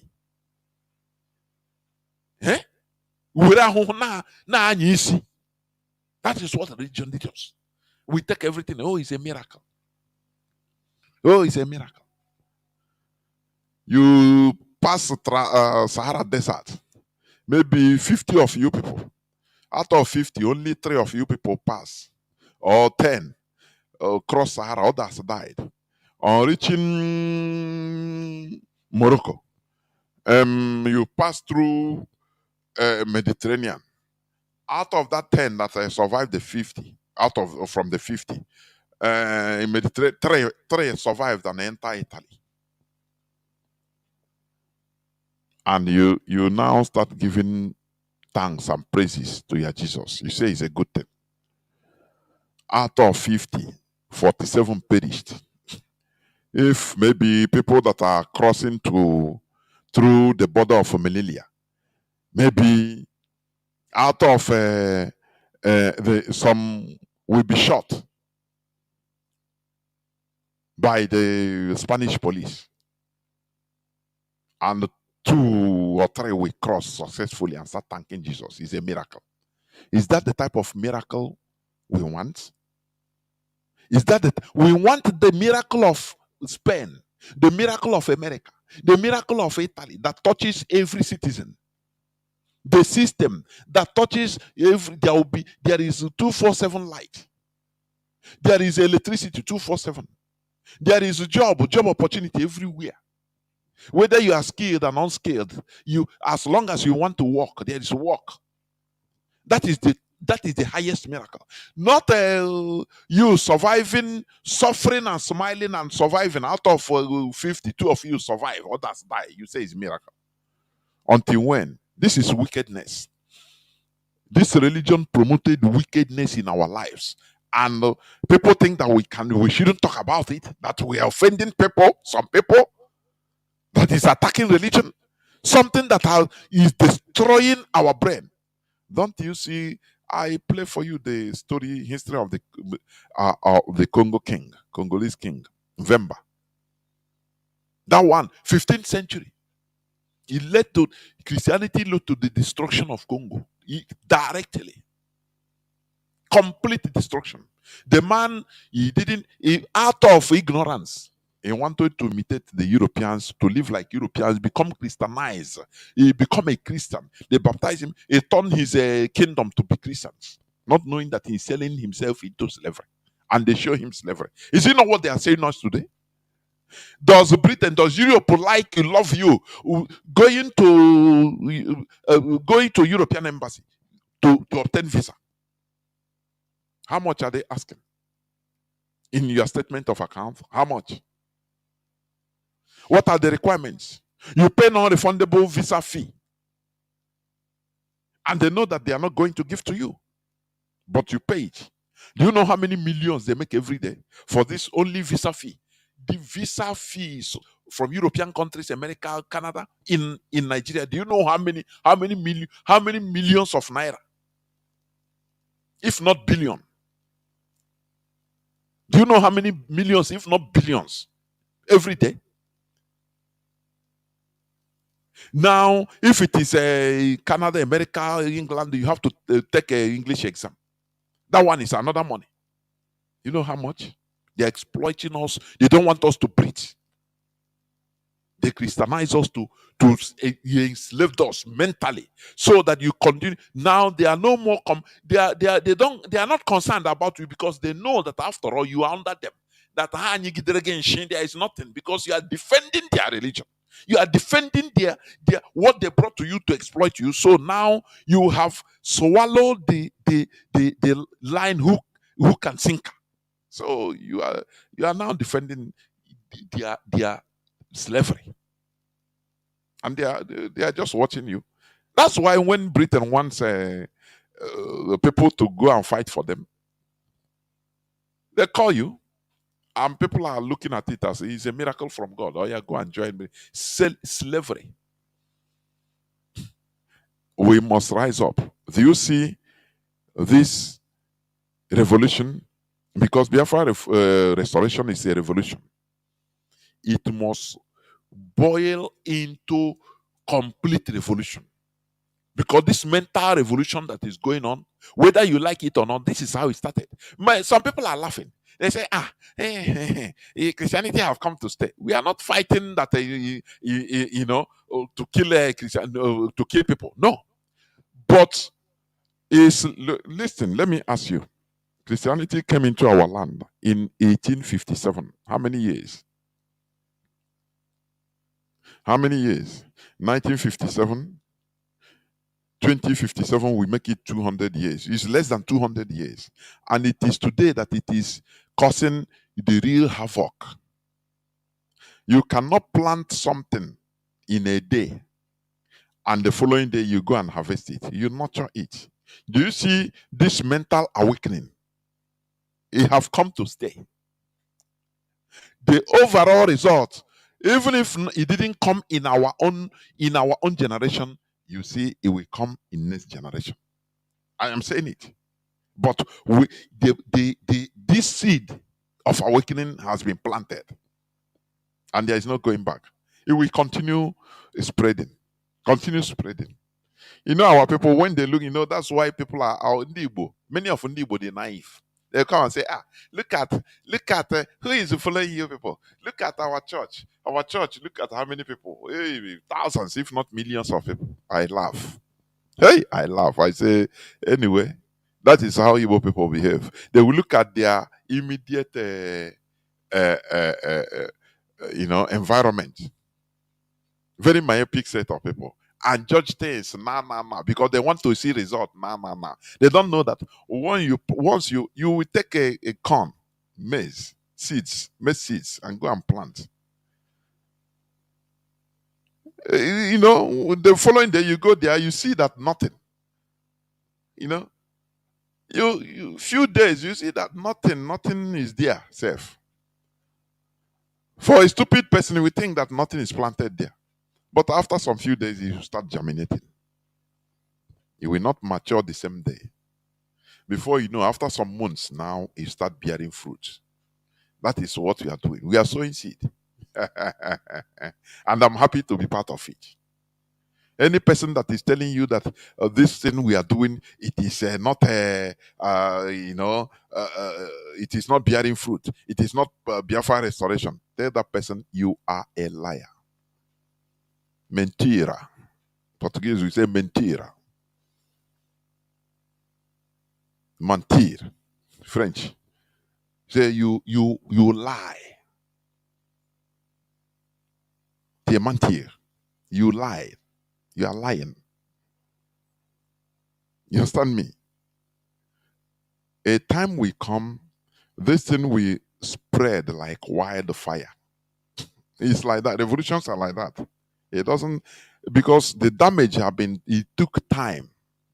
So the thing is little by little. We are sowing seeds. And this is the most important part of the restoration. Remember, Mazi Nnamdi Kanu, right from time, I've been saying it, that he don't want to restore a country of gullible people. That is why he's going direct to our brain. He said the problem we have is the way we reason. That is it. And what is the major contributor of that way we reason? Christianity. Religion. If they slap you like this, on the other side. Because some people say, no, it is not about the religion, it is not about the people practice. No, I say no. When you look at what is written inside, the standard the people are using. When you say that, just relax, don't think about tomorrow. God will think about tomorrow for you. It's the standard, it's in the Bible. Now, what do you want the follower to do? When you talk, say, my brother, go and relax. God is in control. Nothing. It's God that will give us Biafra. God is God. He will quote for you where it is written. Now, how do you think, is that not fundamentally flawed mentality? That standard is teaching? Is it not fundamentally flawed? So for you to go and relax, he made us People's Club, okay, this musician, our musician, Oliver the Cook, after the war, say, is it not the same thing? Now, don't think about what you are going to eat tomorrow. The best, think about what they eat tomorrow. Don't worry. The Lord is our shepherd now. Shepherd doesn't, sheep, they don't care. Once you have shepherd, he will provide for them. So we relax. So that's what I'm telling you, that the religion itself, it has fundamentally flawed. It's fundamentally flawed. The teaching is the standard. And we took it like that. It makes we become lazy. We don't know. We say, don't worry. We relax, in danger. A soldier that is in a war front, now you relax. that nothing Megan, even though I walk through the valley of shadow of death, I'll fear no evil. Who tell you that? You go and walk through Sambisa forest, you fear no evil. These are the flawed teachings that, configured our mentality to be like this. Pray for your enemy. Pray for your enemy. One time, and I think last 2 years, something like that, the massacre in Plateau State of church burning and killing of Christians in Plateau or in Kaduna. Many were killed. Now, in social media, they brought the pastor came with some survivors after some months. Come to the burnt church and kneel down, started praying with the ashes of the floor. That those that did this, I pray, I command. What are you commanding? It doesn't, they are laughing at you. So that is the teachings you are imbibed in. That is what is making us to be more stupid. Let us say the truth. Let us say it as it is. It's the teaching. That is what made us to be docile. Pray for your enemy. Thou preparest a table before me in the presence of my enemy. If they prepare a table before you in the presence of your enemy, you will die. They will kill you. But these are the teachings they made us to accept. And we are going through it. Now, nothing mega relax. The Lord is my shepherd. Why will you think of tomorrow? Tomorrow we think about himself. So with all these fundamentally flawed teachings, many of us don't care again. We become relaxed. When they tell you that, look, our enemies are trying to conquer us, they are coming. You say, no, who give them power? If my God is not in heaven, they'll have power. You are just making vocal sound, whereas the people that are doing the thing, doing the doings are doing and conquering.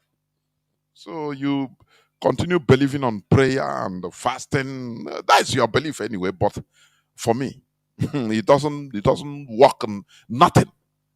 It doesn't change anything. If all these things works, our land would have been the best place.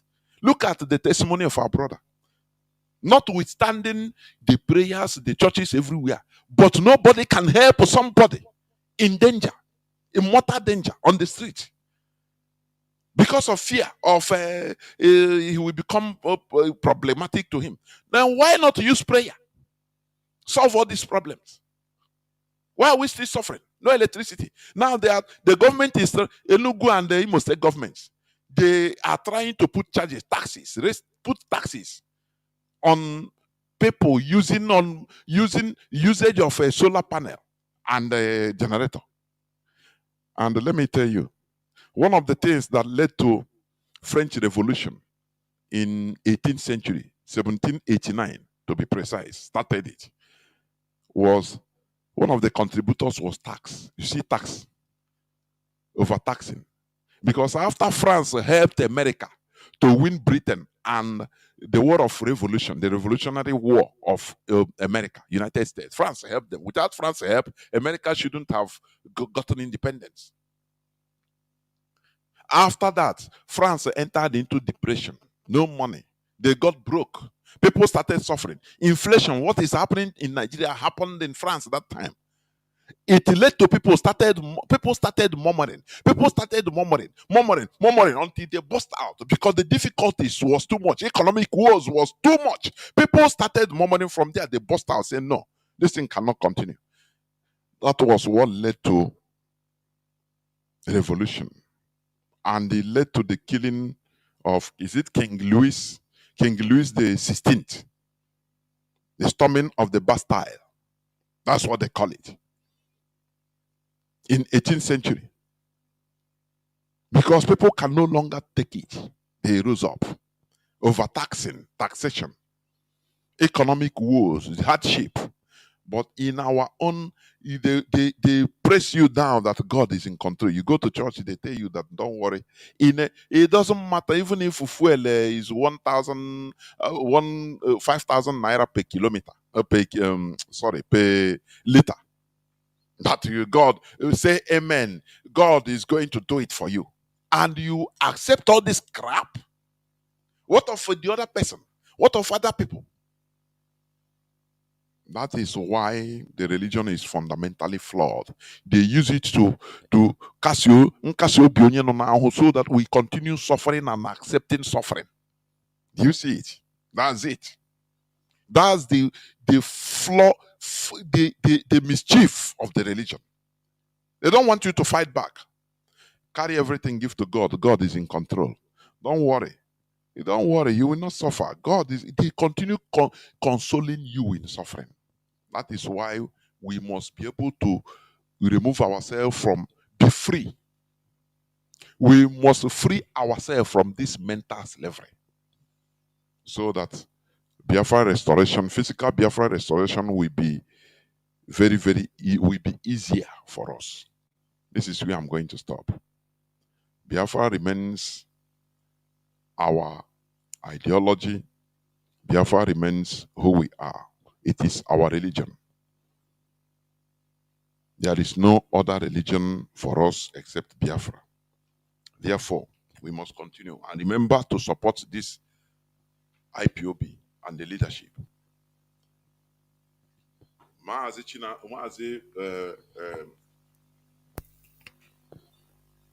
The HDOS, Mazi Chinedu, remains for now the temporary leader of IPOB. Remains the temporary leader of IPOB in the absence of our leader. That is how it goes, because this is an institution. IPOB is an institution.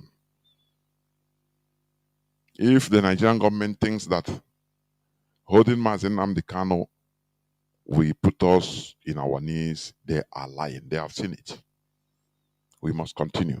Thank you for listening. From me, Mazi Jonathan Chinedu, from here, it is simply good evening.